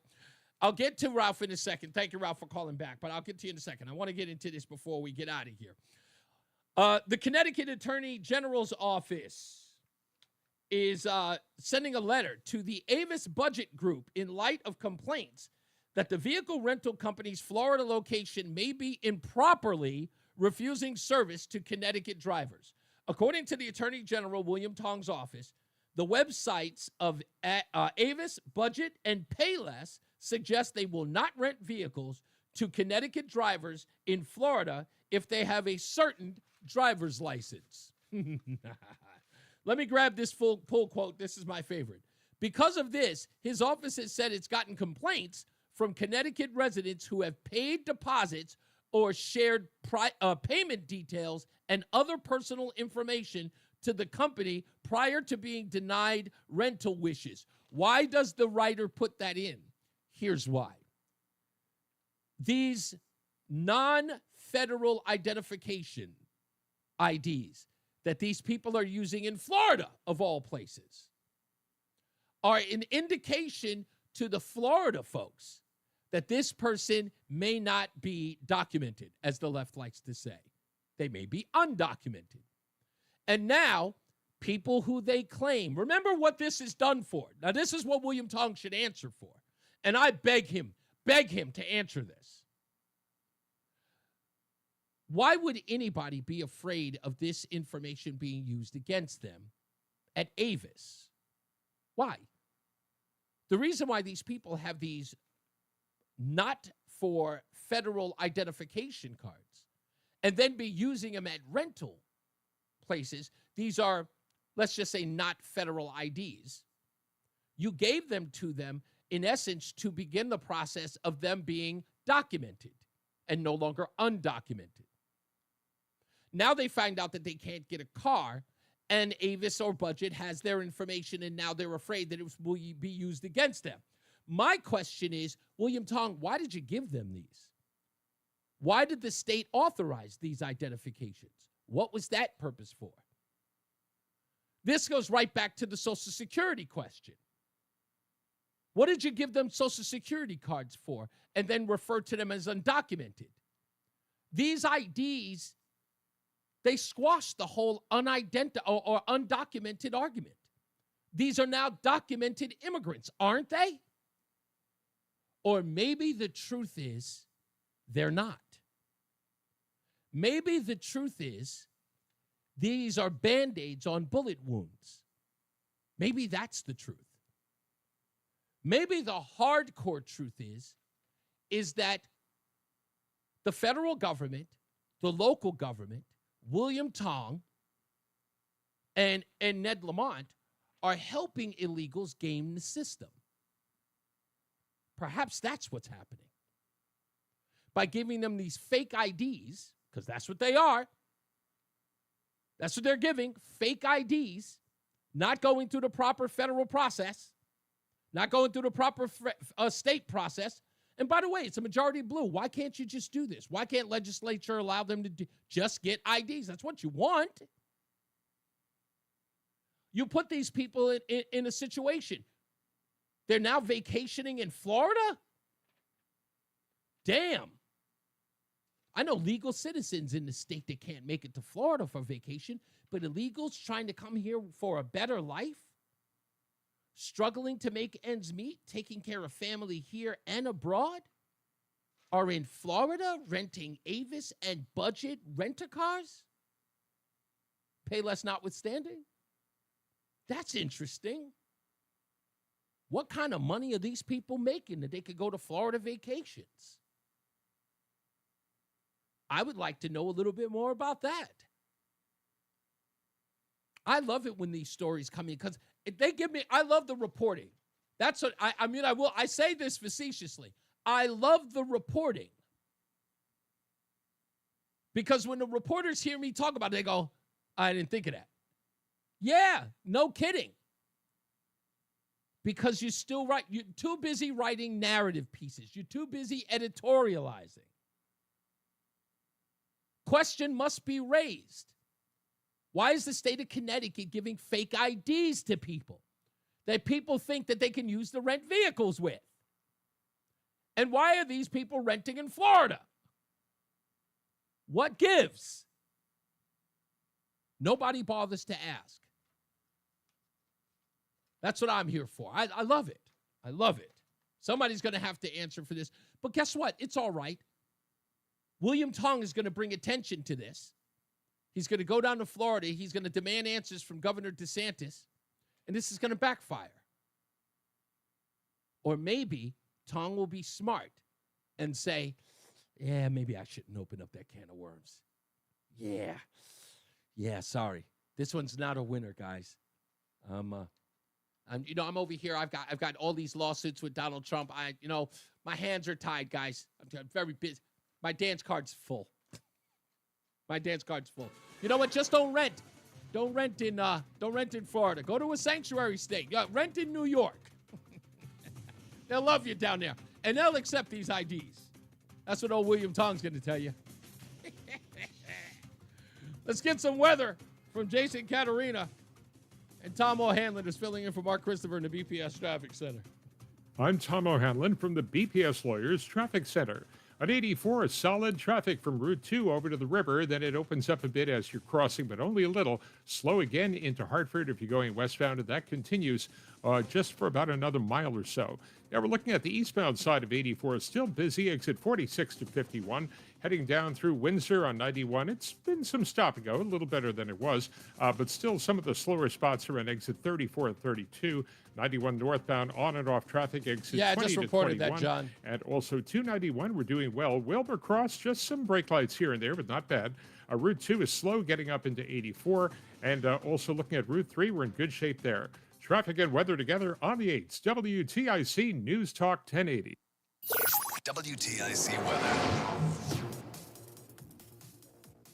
Well, the rest of our Thursday, milder with some sun before turning cloudy, the high 53. Now cloudy with a shower in spots tonight, the low dipping back to 36. Occasional rain and drizzle for Friday morning, a bit damp and raw feeling throughout the day as it remains cloudy and breezy with the high of 51. Overcast with some late night rain Friday night. That could be heavy at times, the low down to 37. And dust not really going very far for us on Saturday. Much cooler. Occasional rain and drizzle going to have a damp, raw, and cold feeling to the day Saturday, but the high only up to 40 and a strong north-northeast wind. Then occasional rain Saturday night. Sunday it'll be breezy and milder with occasional rain and drizzle, the high up to 51. Warmer as we head into next week, though. Monday mostly sunny, pleasant to kick off the week with the high up to 68. After a cloudy start Tuesday, sun returns, breezy, the high 67. I'm meteorologist Jason Caterina in the WTIC Weather Center. There's a lot happening in Washington and in your local neighborhood. Follow WTIC News Talk 1080 on the Odyssey app to keep up with the latest. WTIC is celebrating 100 years on the air and 100 years of serving Connecticut. This is WTIC and WTIC FM HD2 Hartford, an Odyssey station. It's 5 o'clock, Hartford temperature 49 degrees. I'm John Silva, WTIC 1080 News. The unknowns over the tariff wars drove financial markets lower again today. The Dow lost over 1,000 points, wiping out much of Wednesday's gains, and the S&P lost 3.5%. Business analyst Jill Schlesinger. What investors are telling us, stock and bond market investors, we fear that growth will be slowing down. We fear that inflation will be ticking up. And we fear that companies will not have a really strong idea of what to do next. And so therefore, they'll sit on their hands and idle. That is not a good situation for any economy. On a call with other Democratic state treasurers, Eric Russell of Connecticut said he's seeing signs of an impending recession. More from WTIC's Dave Mager. Russell blames Trump's inconsistent tariff policies and the uncertainty they create. We're seeing the slowing down of the economy, I think inching closer every day to what a recession may look like. He says businesses are investing less in themselves and slowing down hiring. We're also seeing families pulling back as people are seeing markets rattled. They are seeing costs continue to go up. To Russell, it's millionaires and billionaires who are in position to withstand the economic chaos. Dave Mager, WTIC 1080 News. Inflation did ease a bit last month, but not where eggs are concerned. Jim Krasula has that. U.S. egg prices increased again last month to a new record high, averaging $6.23 a dozen. They went up in price despite a drop in wholesale prices and no new reports of bird flu outbreaks in March.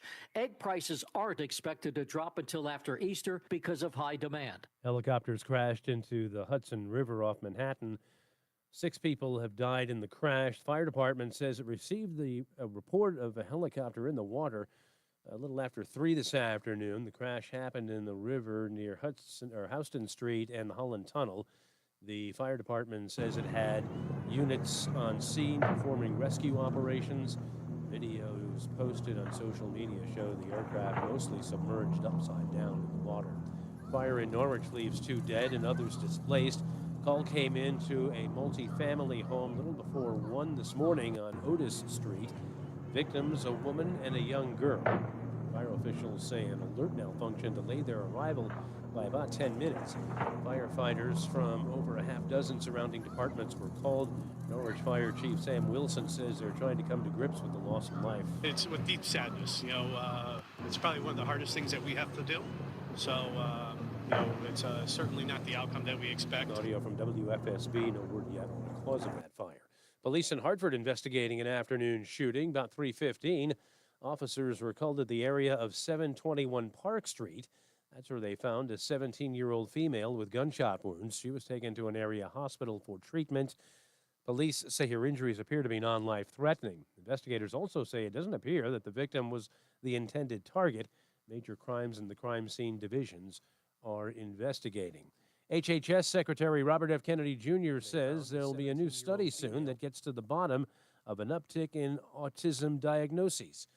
Here's CBS's Stacey Lim. Speaking at a cabinet meeting, the health secretary said the number of kids with autism, they're going up again. And so U.S. health authorities are now conducting a large-scale study to find out why. It's going to involve hundreds of scientists from around the world. He says by September, we will know the cause. He has long claimed without evidence that vaccines cause autism. Wall Street, the Dow lost over 1,000 points, 2.5%. NASDAQ down 737, S&P down 188. I'm John Silva, WTIC 1080 News. Do you know a veteran in need? 1 minute. Military.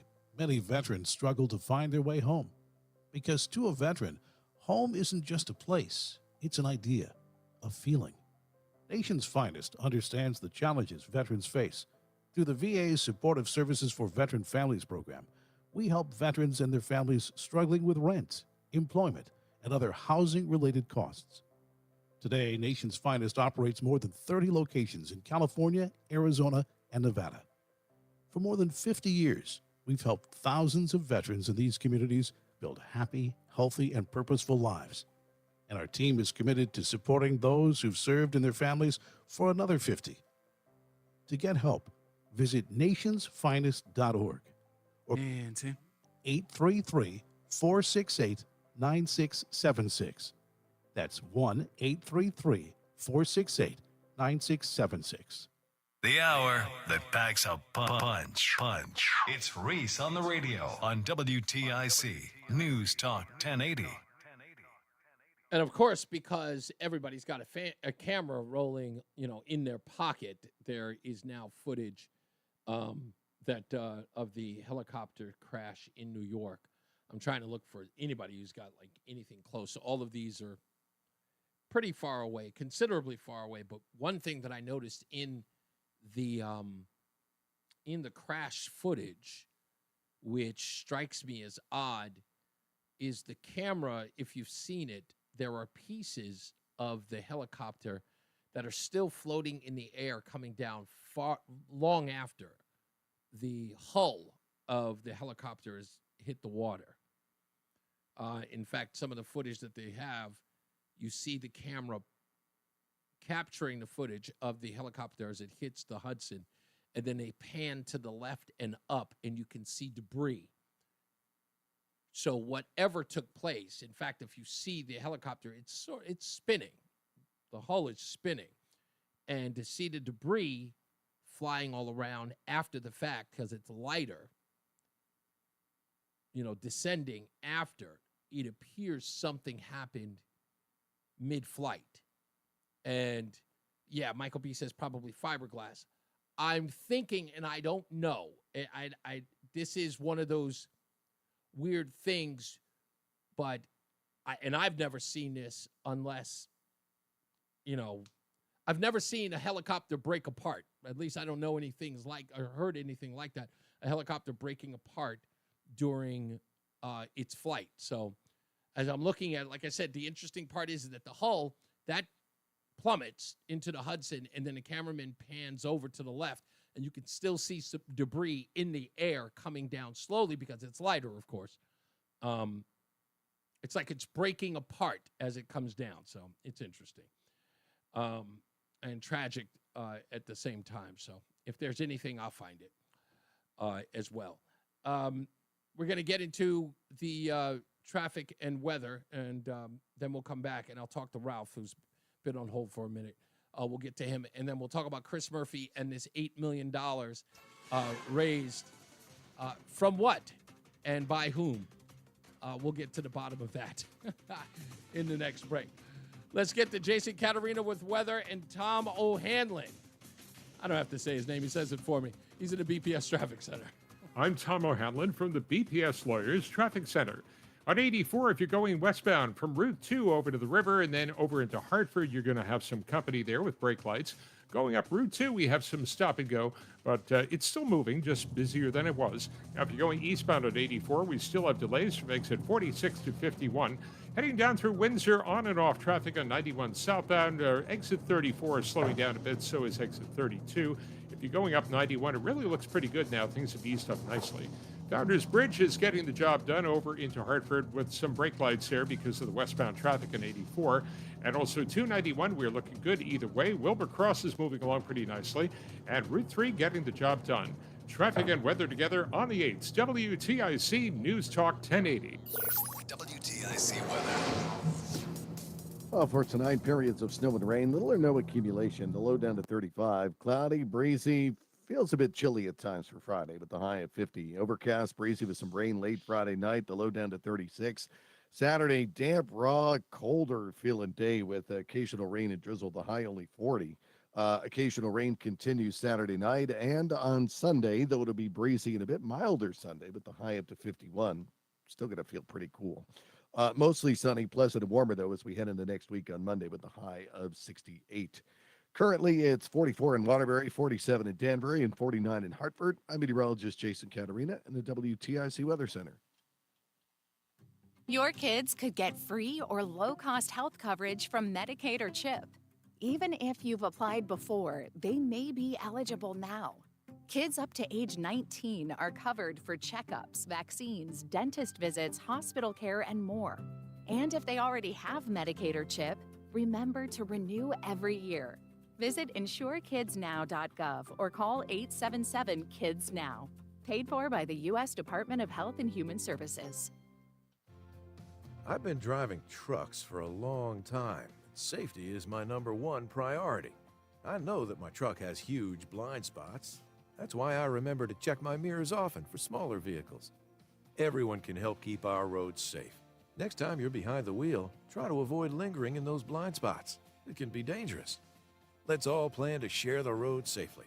Learn how at www.sharetheroadsafely.gov. Do you know a veteran in need? After leaving the military, many veterans struggle to find their way home. Because to a veteran, home isn't just a place, it's an idea, a feeling. Nation's Finest understands the challenges veterans face. Through the VA's Supportive Services for Veteran Families program, we help veterans and their families struggling with rent, employment, and other housing-related costs. Today, Nation's Finest operates more than 30 locations in California, Arizona, and Nevada. For more than 50 years, we've helped thousands of veterans in these communities build happy, healthy, and purposeful lives. And our team is committed to supporting those who've served and their families for another 50. To get help, visit nationsfinest.org or call 1-833-468-9676. That's 1-833-468-9676. This is McGruff the Crime Dog, and I need you to help me take a bite out of crime. Another teenager fell victim to fake pills. Smells like big crime that needs to be stopped. Where are these pills coming from, and how are kids getting them? Right from under our noses, crooks are targeting kids on social media and selling them counterfeit pills that could seal their fate with a click of a button. It may seem harmless, maybe it doesn't even seem like a drug deal, but it definitely is. So before buying pills online, think about this. Should buying prescription pills be that easy? Think these pills are tested and safe? Think they're the same ones you get from a doctor? You know they're not. Did you know that many fake pills contain fentanyl?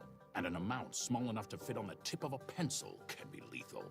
Listen, before buying pills from social media, think again. Learn more at mcgruffpsa.org and go for real. Brought to you by USPTO and the National... 1 minute. Most of us like to be out in the sun. That's why sunscreen and other safety measures are key to protecting your skin from aging and cancer. The FDA recommends using a sunscreen with a sun protection factor, or SPF, of 15 or higher. Also, look for broad spectrum on the label. That means both harmful ultraviolet A and B rays are blocked.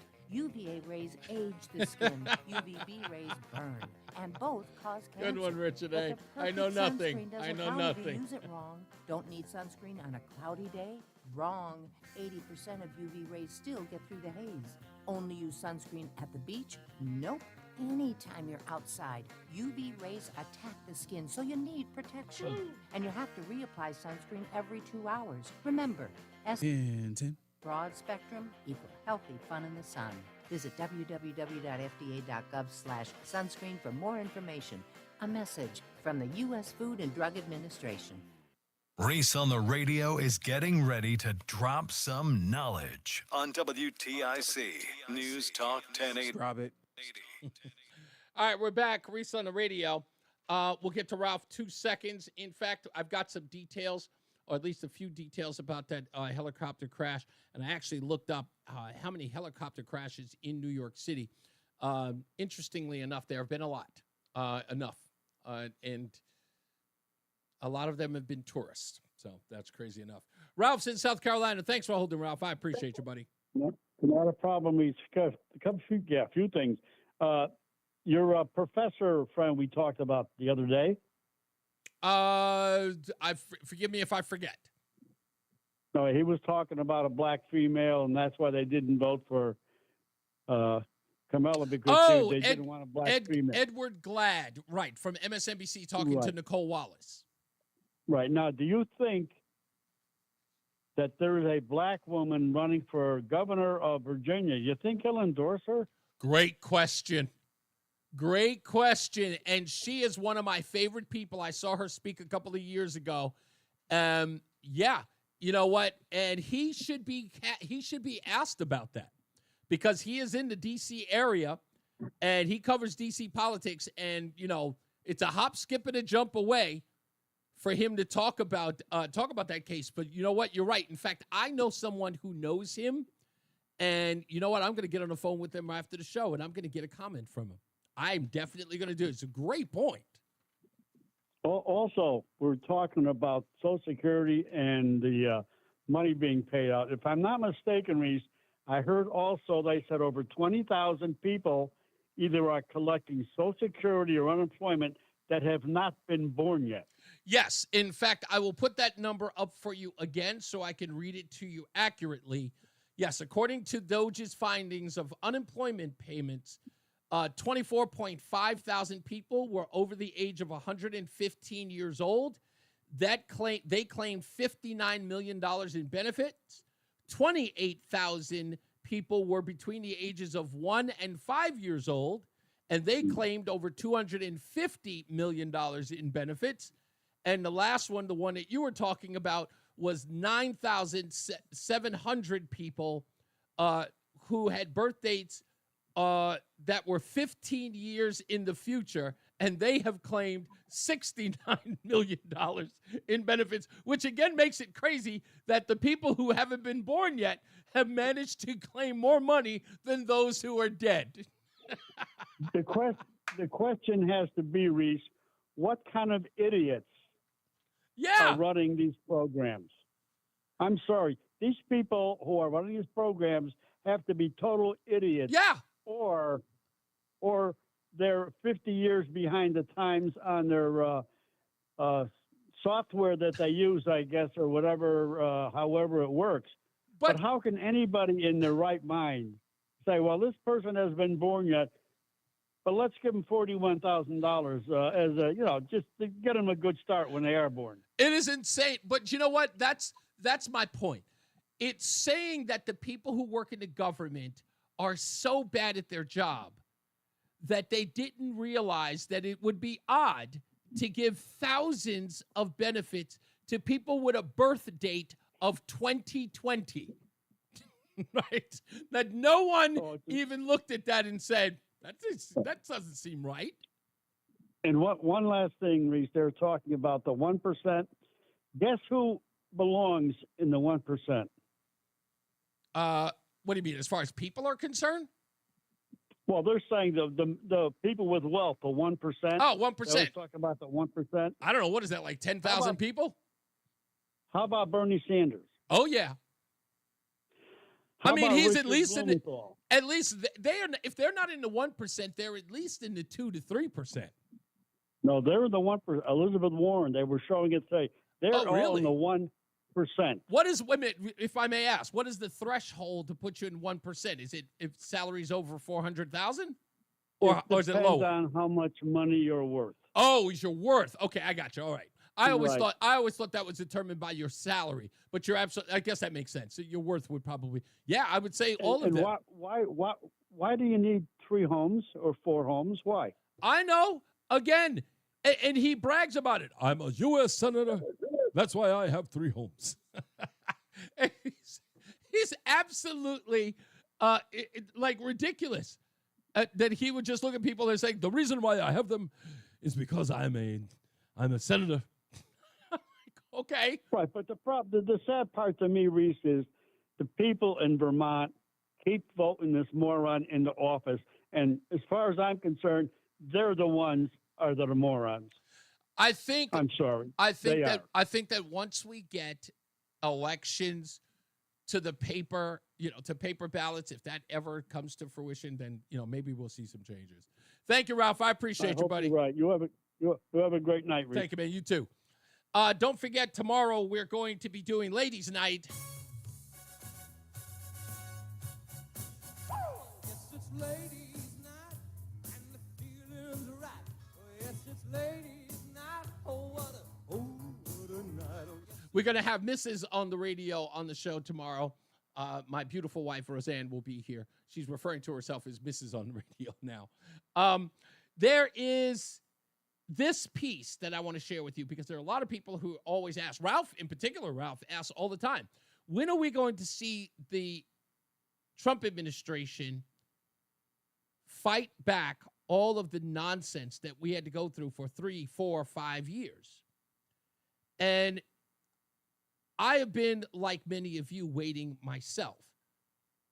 I have been asking, when are we going to see some pushback from this administration, letting people know that we are coming for them, that what they pulled will be punished?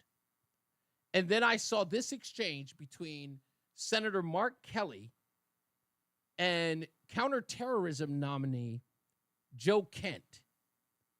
And if he is confirmed, which is quite likely, he has already stated he is going to get to the bottom of it. And I think Mark Kelly opened up a can of worms that he wished he didn't.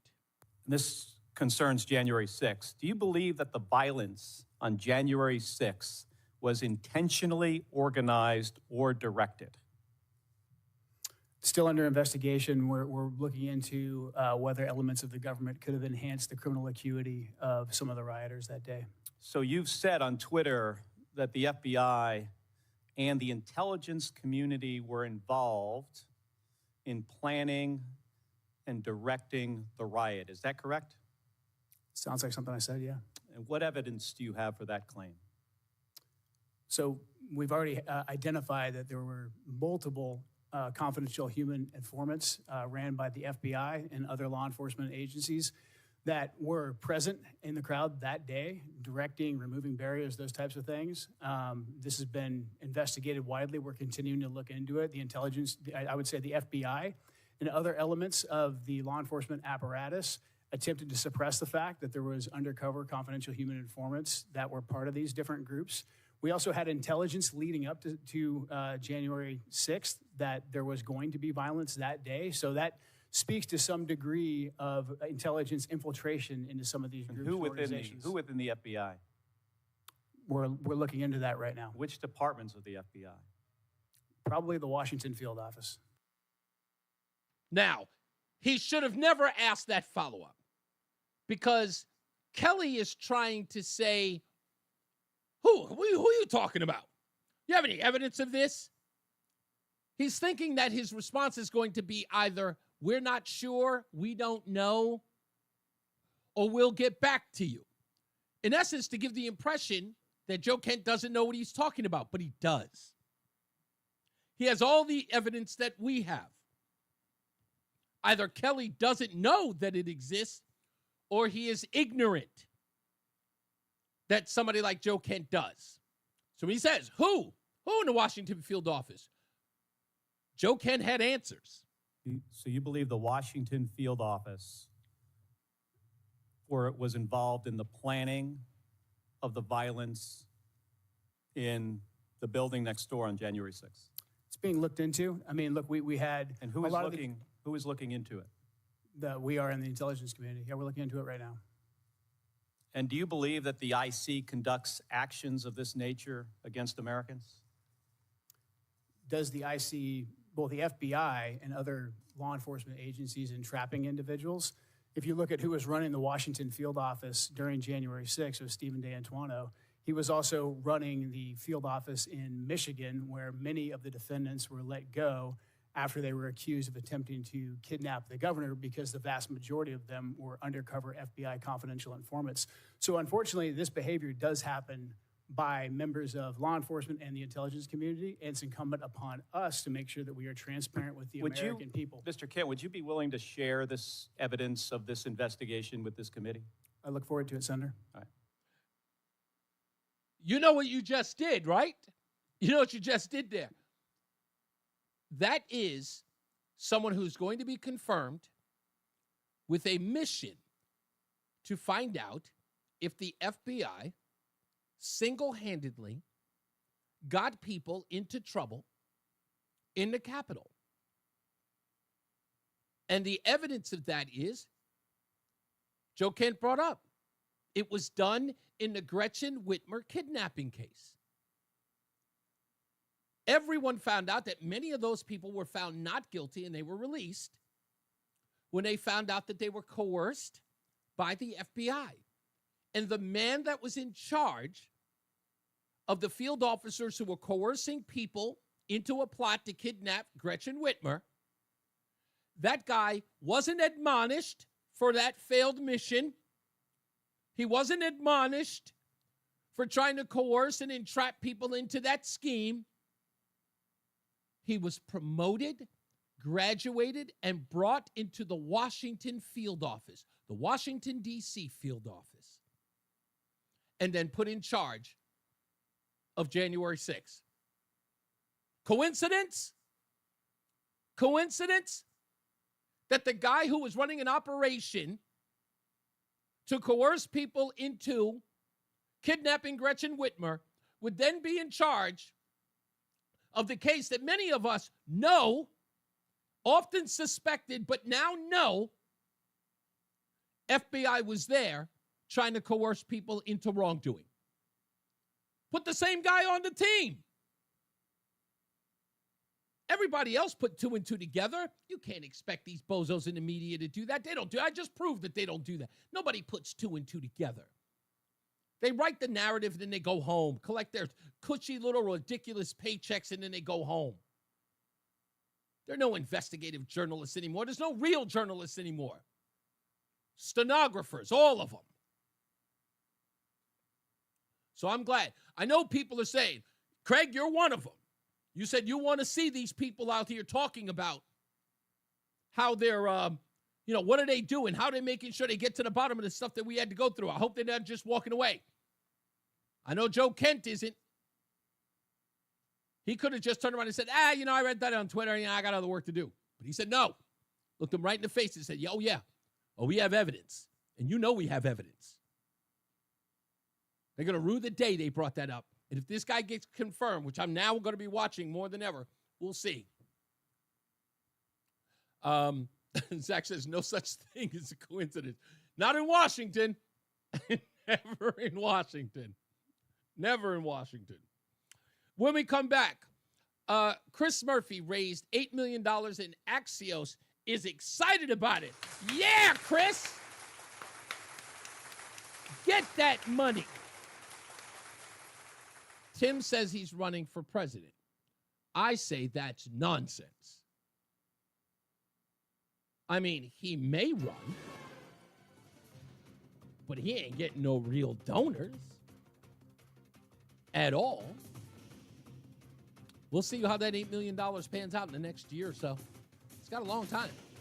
Let's get another check of the weather and traffic. Jason Catarina, he's got your weather. And in for Mark Christopher, Tom O'Hanlon, to the BPS Traffic Center. I'm Tom O'Hanlon from the BPS Lawyers Traffic Center. Going eastbound on 84, boy, we're loaded up there. We're seeing plenty of traffic from around New Park Avenue all the way up into Hartford. And on the westbound side of 84, it's loaded up from Route 2 across the bridge and into downtown Hartford.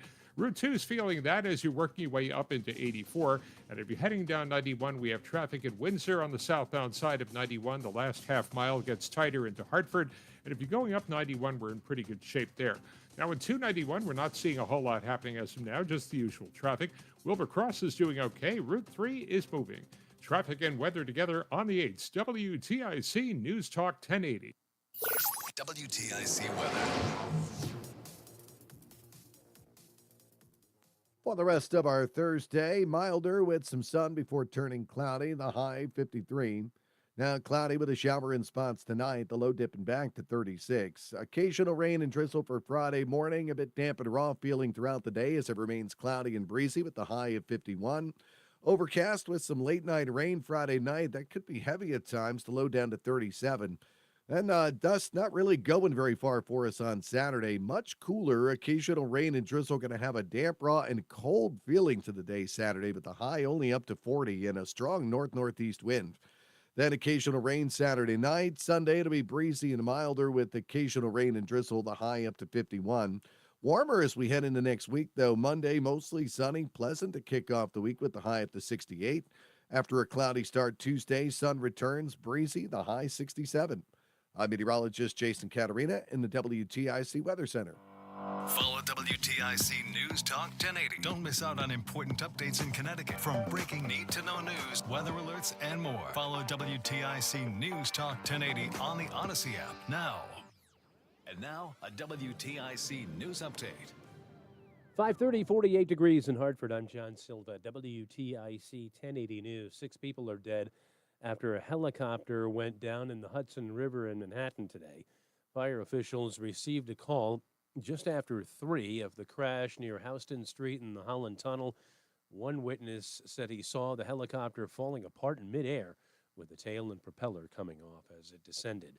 2 people are dead following a house fire this morning in Norwich. Call came in around 1 o'clock. Multifamily home on Otis Street. 3 firefighters sustained minor injuries. There's no word yet on the cause. In Waterbury, police are charging a man following the death of another man during an altercation last fall.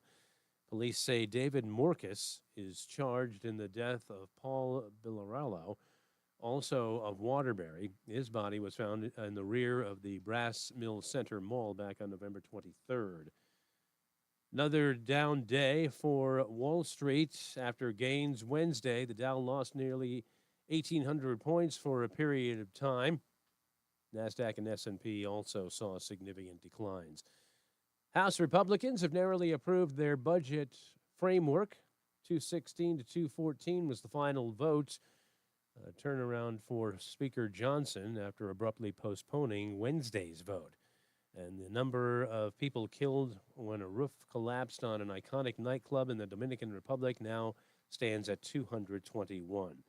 Dow lost 2.5% today. NASDAQ down 4.3%, and the S&P down nearly 3.5%.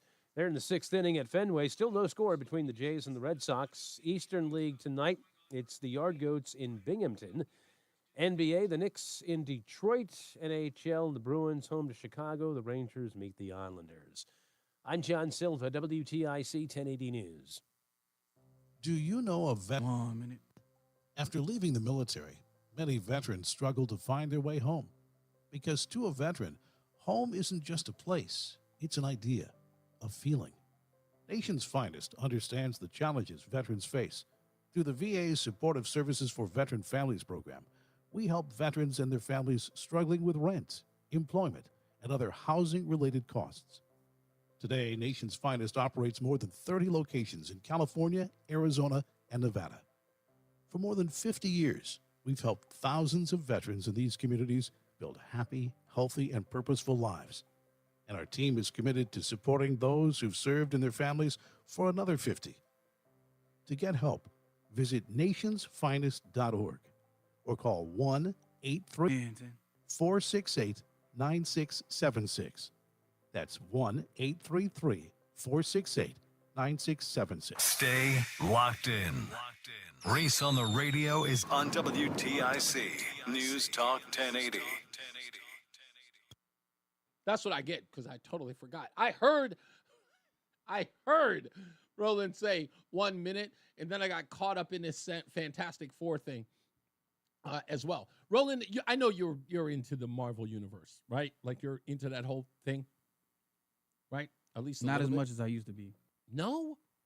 Yeah, because it's gotten whacker and whacker. So Okay, but the next two movies are supposed to be really, really good. The Thunderbolts and Fantastic Four. You have no interest in those two? yeah, I'm gonna go see. I see all the movies. I used to be, Hyped. looking up dates when they coming out and all Okay. that kind of stuff. I don't do none of that no more. Okay. All right. Well, that's true. I don't either. Like I just saw Captain America, and that was absolute garbage. But I kind of felt like I had to see it. But now, having seen it, I can say, boy, that was a waste.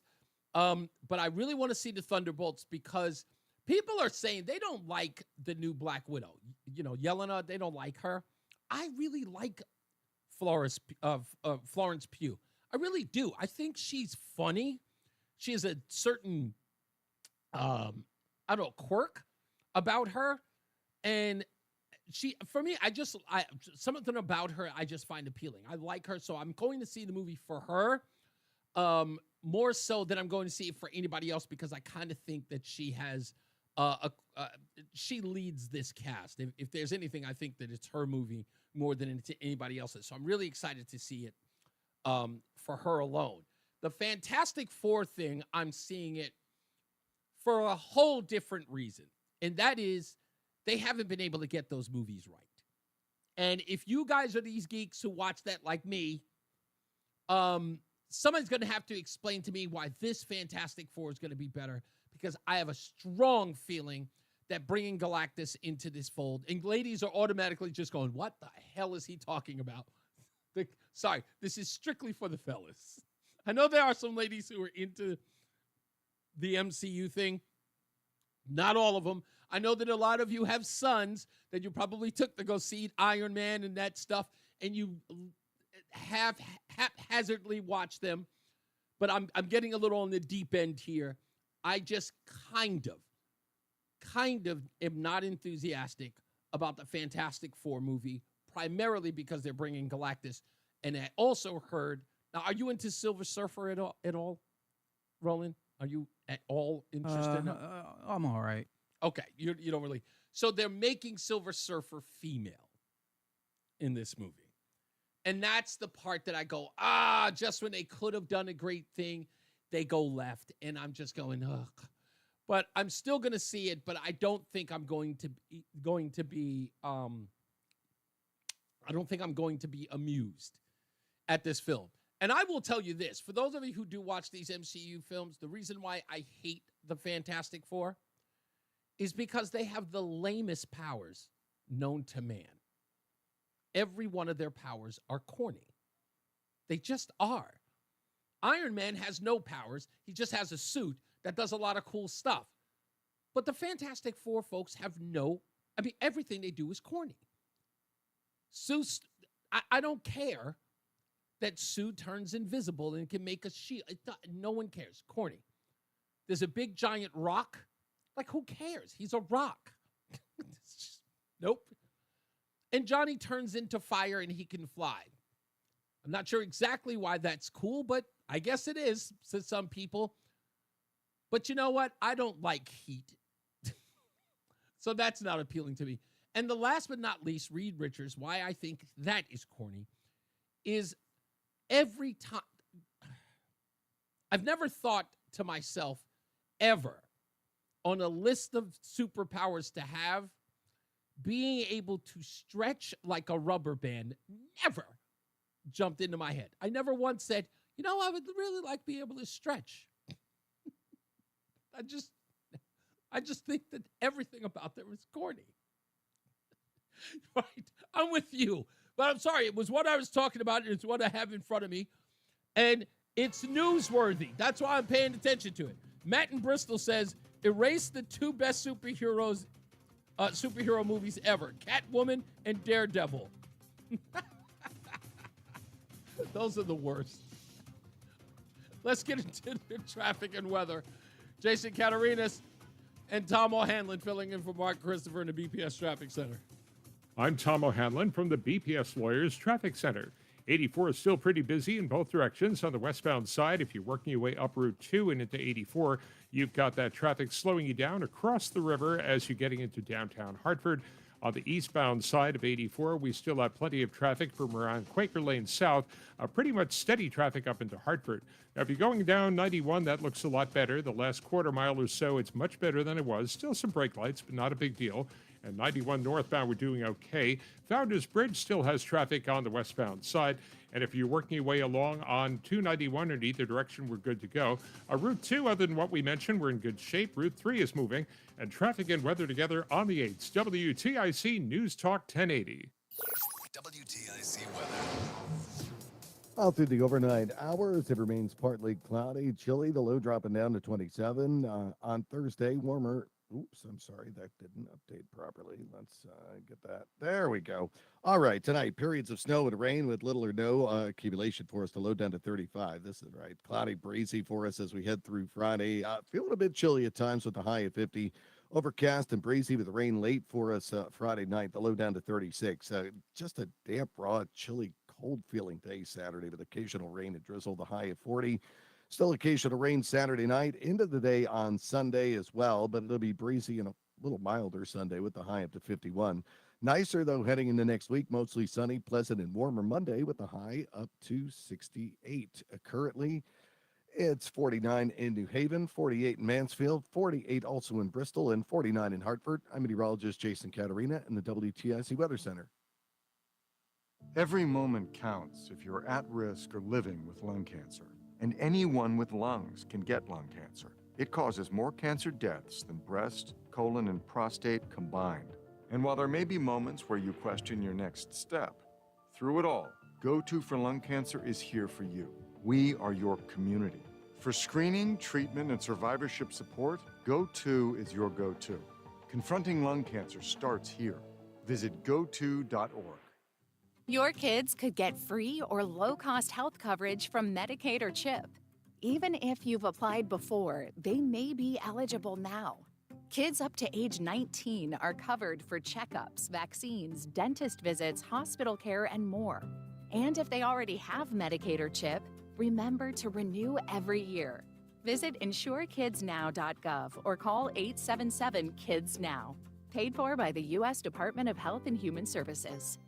Unused prescription opioid pain medicines can spell trouble. They can spell risk if taken by someone they weren't prescribed for, harm if accidentally taken by a child or pet, or overdose if they're not used as directed. Safely dispose of opioids before they can hurt your family. Find a drug take-back option such as medicine drop boxes.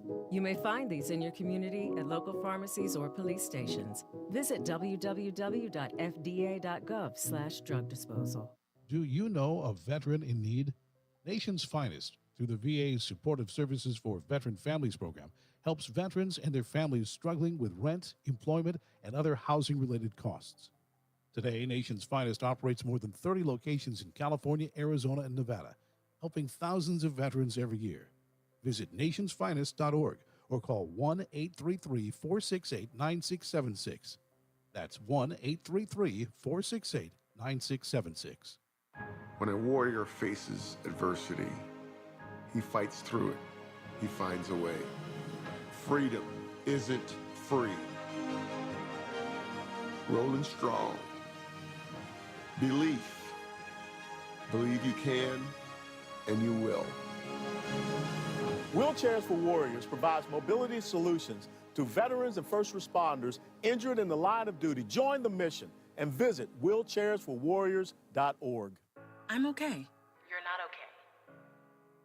It's normal to have diarrhea and stomach pains. Sometimes, but not as often as you do. I've got this under control. No, you don't. It's time to let that voice inside your head be heard. Urgent diarrhea and chronic stomach pain can be signs of Crohn's disease or ulcerative colitis. The Crohn's and Colitis Foundation can help you learn more and even find a specialist. Don't keep your symptoms to yourself. Get help at spillyour.org. Life is like a roller coaster. It has its high and low moments, zooming through our lives. Sometimes we feel excited and full of joy, and other times we feel numb to the world around us. Low moments are a part of life. They help us cherish the good times. That's why it's important to reach out when life's lows stop us in our tracks. Connect with someone now. Call 211 or text 988. Our critically injured veterans and first responders are left behind every day because of inadequate wheelchairs. That's right, Wheelchairs for Warriors is on a mission to serve America's heroes across the nation and provide them with custom-fit wheelchairs, tailored to fit their needs to ensure they rejoin their lives at the highest level of independent mobility and function possible. From lightweight daily use chairs or to all-terrain wheelchairs to get these warriors outdoors. Wheelchairs for Warriors serves those who served us. To join their mission, visit their website at wheelchairsforwarriors.org today. What's up, everybody? You know who it is. You know who it is. You know who it is. It's Reese on the Radio. Frederick Douglass of the 21st century. It's WTIC News Talk 1080. We are almost out of here. What's that? Oh, yeah. We're almost out of here. But don't forget, folks, if you get an opportunity, please go pick up a peanut butter and jelly sandwich, a Reese's peanut butter and jelly sandwich at between rounds. It's peanut butter jelly time, peanut butter jelly time, peanut butter jelly, peanut butter jelly, peanut butter jelly with a baseball bat, peanut butter jelly, peanut butter jelly, peanut butter jelly with a baseball bat. Each purchase sends $1 to our folks at the Friendly Hands Food Bank. And if Adam in West Hartford was correct, and I think he said this, that you can also just, I think he put in $1 into one of the buckets there. And I think I'll clear this up with Friendly Hands, but also between rounds. I think he suggested yesterday that you can just put a couple of dollars towards the charity as well. I think I'll double check that just to be sure in the event that you don't want to get a peanut butter and jelly sandwich, which sounds crazy, but people do have peanut butter allergies or peanut allergies, so I understand. But in that case, get it for somebody who doesn't. But go check out Between Rounds, any one of its 5 locations in South Windsor, Vernon, Manchester, Tolland, and East Windsor as well. All right, so let's get to the phones and get up out of here. White Mike calling me back again. What are you going to try to call in every day this week? Yes, and I have to say, man, I love you like a brother. I'd probably give you a kidney, even though it wouldn't match. But never been more disappointed in you than the conversation I just heard you undertaking. What? Okay, so you're talking about about Marvel, because you have been so critical about Marvel movies, and you don't like Florence Pugh. Well, no, I don't give a shit about Florence Pugh. Pardon my language. Oops, that was a flip. You got it. No, you're but good. Why would you go see Thunderbolts and support David Harbour, the rabid socialist who hates you and thinks Trump should die, and Sebastian Stan, who starred in the movie that was slandering President Trump? Well aware of Screw it. these people. I listen. Let him go. Let him go. Look, I know exactly where you're coming from on this, but hear me out. Relax for a second. I don't hold my politics to my waist like that. I understand where you're coming from, is that for them personally, because of their political leanings and all that other stuff, I could have said the same. Let me tell you this story. When I was a drinker, I was at not Whole Foods. What was I at? I was at one of these very, very shishi foo-foo grocery stores. And they were having a wine tasting inside the place. And these 2 women were having a conversation about the Trump vineyards in Virginia. And the couple that was there was talking about, hey, if you like this particular wine, who has a great one, go to the Trump vineyards. They have this, that, and the third. Well, the woman, obviously laying every one of her decisions based on politics, stood there and went, no, I just can't in good conscience. I just can't. It's because it's Trump's. And they were looking at her just reasonably just saying, no, I get all of that, but they have really good wine there. You shouldn't miss out. You should just go. Just leave the politics stuff aside. Go there and enjoy yourself. The vineyard's a great experience. No, I couldn't. So when she says that, I just put my hand on her shoulder and I look at her and I say, you know what, ma'am? I can't stand Gwyneth Paltrow. Hate her. Can't stand her. But she's a delight in those Iron Man movies. And I watch them every time. So that's kind of my politics on this. I don't care. Yeah, but no, it's a tad different with these people because David Harbour is actually a socialist who's called for violence. He's garbage. I heard him. He said, I heard him on the stage. What was it the Oscars or the Emmys where he said, we need to punch people in the face or some junk like that? Yeah. The only movie that I'm going to see this summer is Mission Impossible: The Final Reckoning. I will see that. Not just because I love Tom Cruise and they're great movies, but Tom Cruise loves us. You understand how much Tom Cruise loves movies? He loves us. He does. He loves respects movies. us. He loves movies. He loves the respects audience. us. He does. And I don't know what Tom Cruise's politics are. I sure I know don't. he hates psychology. So, yeah, do that. And one final note, I hope that Carmelo with a K, Anthony, is getting his ass whipped in jail. I hope they're spitting in his food. I hope they're peeing in his food. And I hope when he gets Why? to prison, he gets pumped out by a big dude named Bubba, and he has to hold a pocket and wash drawers for 30 years. Why are you so hell-bent? Look, again, I understand. A life was taken. Again, it was wrong. No. He murdered He's someone. a violent, racist murderer, and we Yes. have to send a message. And I hope he has miserable time for the rest of the time he's on Earth. I hope he's washing drawers and holding pockets. Okay. All right. I guess I'll just take it with that. Thank you, buddy. I appreciate you. Not that I ever try to reel him in, because that would be futile. But he is absolutely insane sometimes. Just insane. But I love him to death. Don't get me wrong. I'm going to watch the Thunderbolts regardless. And he can be disappointed in me all day. I'm going to go see the movie. I don't care about all the rest of that other nonsense. Like I said, I will go see Gwyneth Paltrow in the Iron Man movie in a heartbeat. And I think our politics are garbage. That's the way I look at it. Craig's in the car. What's up, big guy? Can I have a written dissertation about what washing drawers and grabbing pockets is? Because that's something I've never heard before. Okay. All right. Washing drawers. Okay. If you're being punked out in the prison system and you are somebody's Maytag, that's another term. And you might familiarize yourself with Maytag from the brand of washer, right? So in jail or prison, if you're somebody's Maytag, that's the association. You end up washing other inmates' clothing. This is sort of like security or protection. So you are somebody's B word in jail. Holding somebody's pocket is that you are that prisoner's B word. That means that you belong to them in a physical way, a biblical way. And you are walking through the prison holding their pocket. And it's not a euphemism, Craig. It's an actual thing. That's a level of knowledge I wish my friend Reese didn't have. I'm gonna go there. So can we please get back to the Masters? Yeah, well, okay, so it's too early in the Masters to care. It's Thursday. It's not. No. I start watching Monday morning. Really? Call me a weekend warrior, because I don't care until the weekend comes. Oh no, not for the Masters. This is a pilgrimage for golf watchers and golf players, and this is my Christmas. It's my Thanksgiving. Really? It's my Easter. Oh, dude, I look forward to this the day after the Masters ends. This week, I look forward to it next year. Wow. Now, let me ask you this, because, again, I will watch them.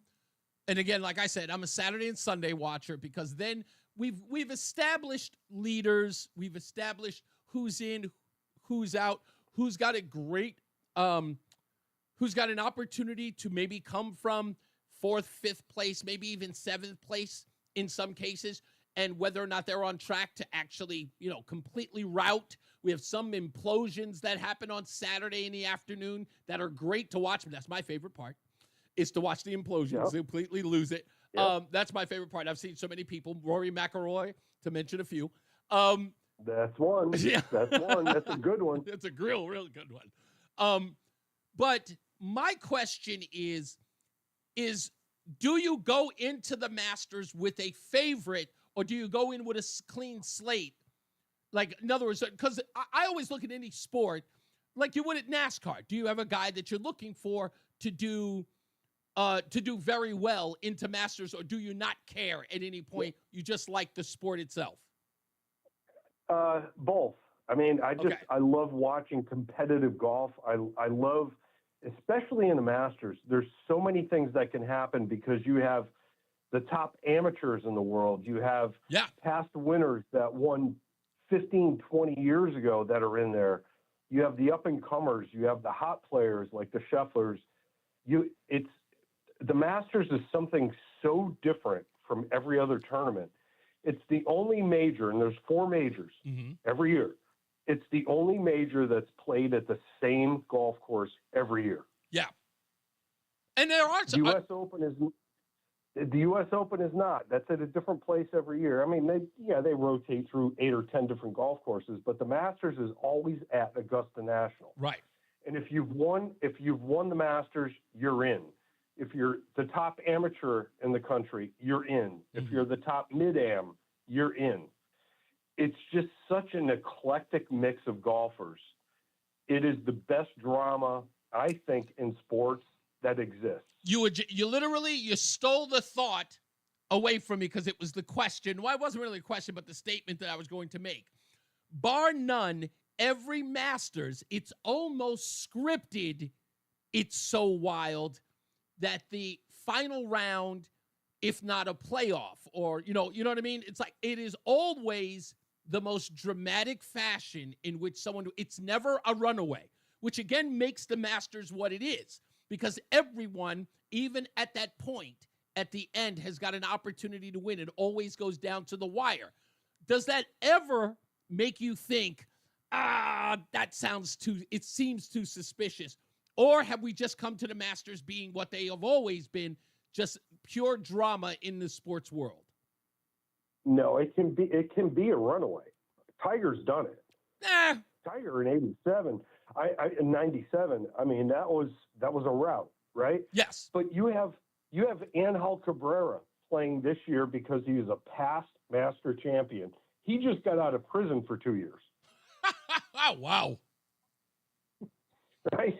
He was accused and convicted of sexually assaulting a couple of, female companions of him. He's in the Masters this year. Holy moly. The other thing, too, that makes it great now is you have all these live golf guys. Yes. That, because they were major winners in the past, cannot play on the PGA Tour, but they can play in the major championships. So you got the Phil Mickelsons, you got the John Rahms, you've got all these guys that don't play on the tour every year, but they play in the 4 majors. And that adds a whole different, it's a different dynamic, right? To most of the PGA fans, my friends that I play golf with, we hate the live guys. But when are y'all going to get over the live thing? I thought that was blown out of proportion. When are we going to get over that? Never. I won't. God, you're just as bad as White Mike on this thing. I thought that the live thing. Yeah. I thought the live thing, people were going to finally let it go. Is it the Saudi Arabia connection, or is it something else, or was it just the fact that there was just this divide? No, it's guys that had already made $650 or $800 million in their career, and they decided to walk away for another $800 million. Golf is a game of honor. Yeah, and to walk away from Jack Nicklaus and Arnold Palmer, I don't know. I understand you. Listen. I get the whole loyalty part. I understood where people were really, really disgusted by that. But you know what? Who was the head honcho who said that there was never going to be a merging of the two, and then caved about a year later? What was his name? Riddle. Yes. I think Riddle is the guy in charge of the PGA. Yeah. And he kind of came around and said, "Yeah, maybe we should." I don't know. I just the whole live golf thing is just a whole thing that nobody gives a shit about. And I can say that because you're not on the air. I'm still going to get hell for it. Oh, Monahan. You sure it wasn't Monahan? Oh, it was. It was Jay Monahan. Yeah, Yep. Jay Monahan. He was the guy ahead of Riddle. Thank you. Jay Monahan. Richard A., we're going to put him in the research department. That's where he's going to go. Thank you, Craig. I appreciate you, buddy. And you know what? Now that you've indulged me in this conversation, I'm going to turn on the Masters now and get involved. I'll get in early. This Masters will be the best one you've ever seen. I promise you. All right, we'll see. All right. As I always say, folks, radio is free, so we thank you for paying attention. Remember to keep JC in your hearts and in your mind. Sean Patrick, we love you and we miss you. Remember that panic is not planning, so plan your work and work your plan. Me, I'm Reese on the radio. You have a good night. Pleasant tomorrow. We'll see you next time on Friday, ladies' night on Reese on the radio. Jason, Katarina, Scott your weather, and Tom O'Hanlon's in for Mark Christopher. We'll see you tomorrow. Bye. I'm Tom O'Hanlon from the BPS Lawyers Traffic Center. On 84, we are getting better in both directions. All right, good sir. All right. Enjoy your night. Thank Still you, man. slowing You down too. from Route 2. See you mañana. Crossing over into Hartford, but it is starting to lighten up. On the eastbound side of 84, we still have traffic up into Parkville and into Hartford, but that's doing all. Good night. Yeah, Richard, we're gonna have to put you into the we got to put you into the research department. We're definitely gonna have to do that. Okay, Camilla, I did not. I thought you and I were already friends. I'll check into that now. All right. Love you guys. Y'all be good. I'll see you tomorrow.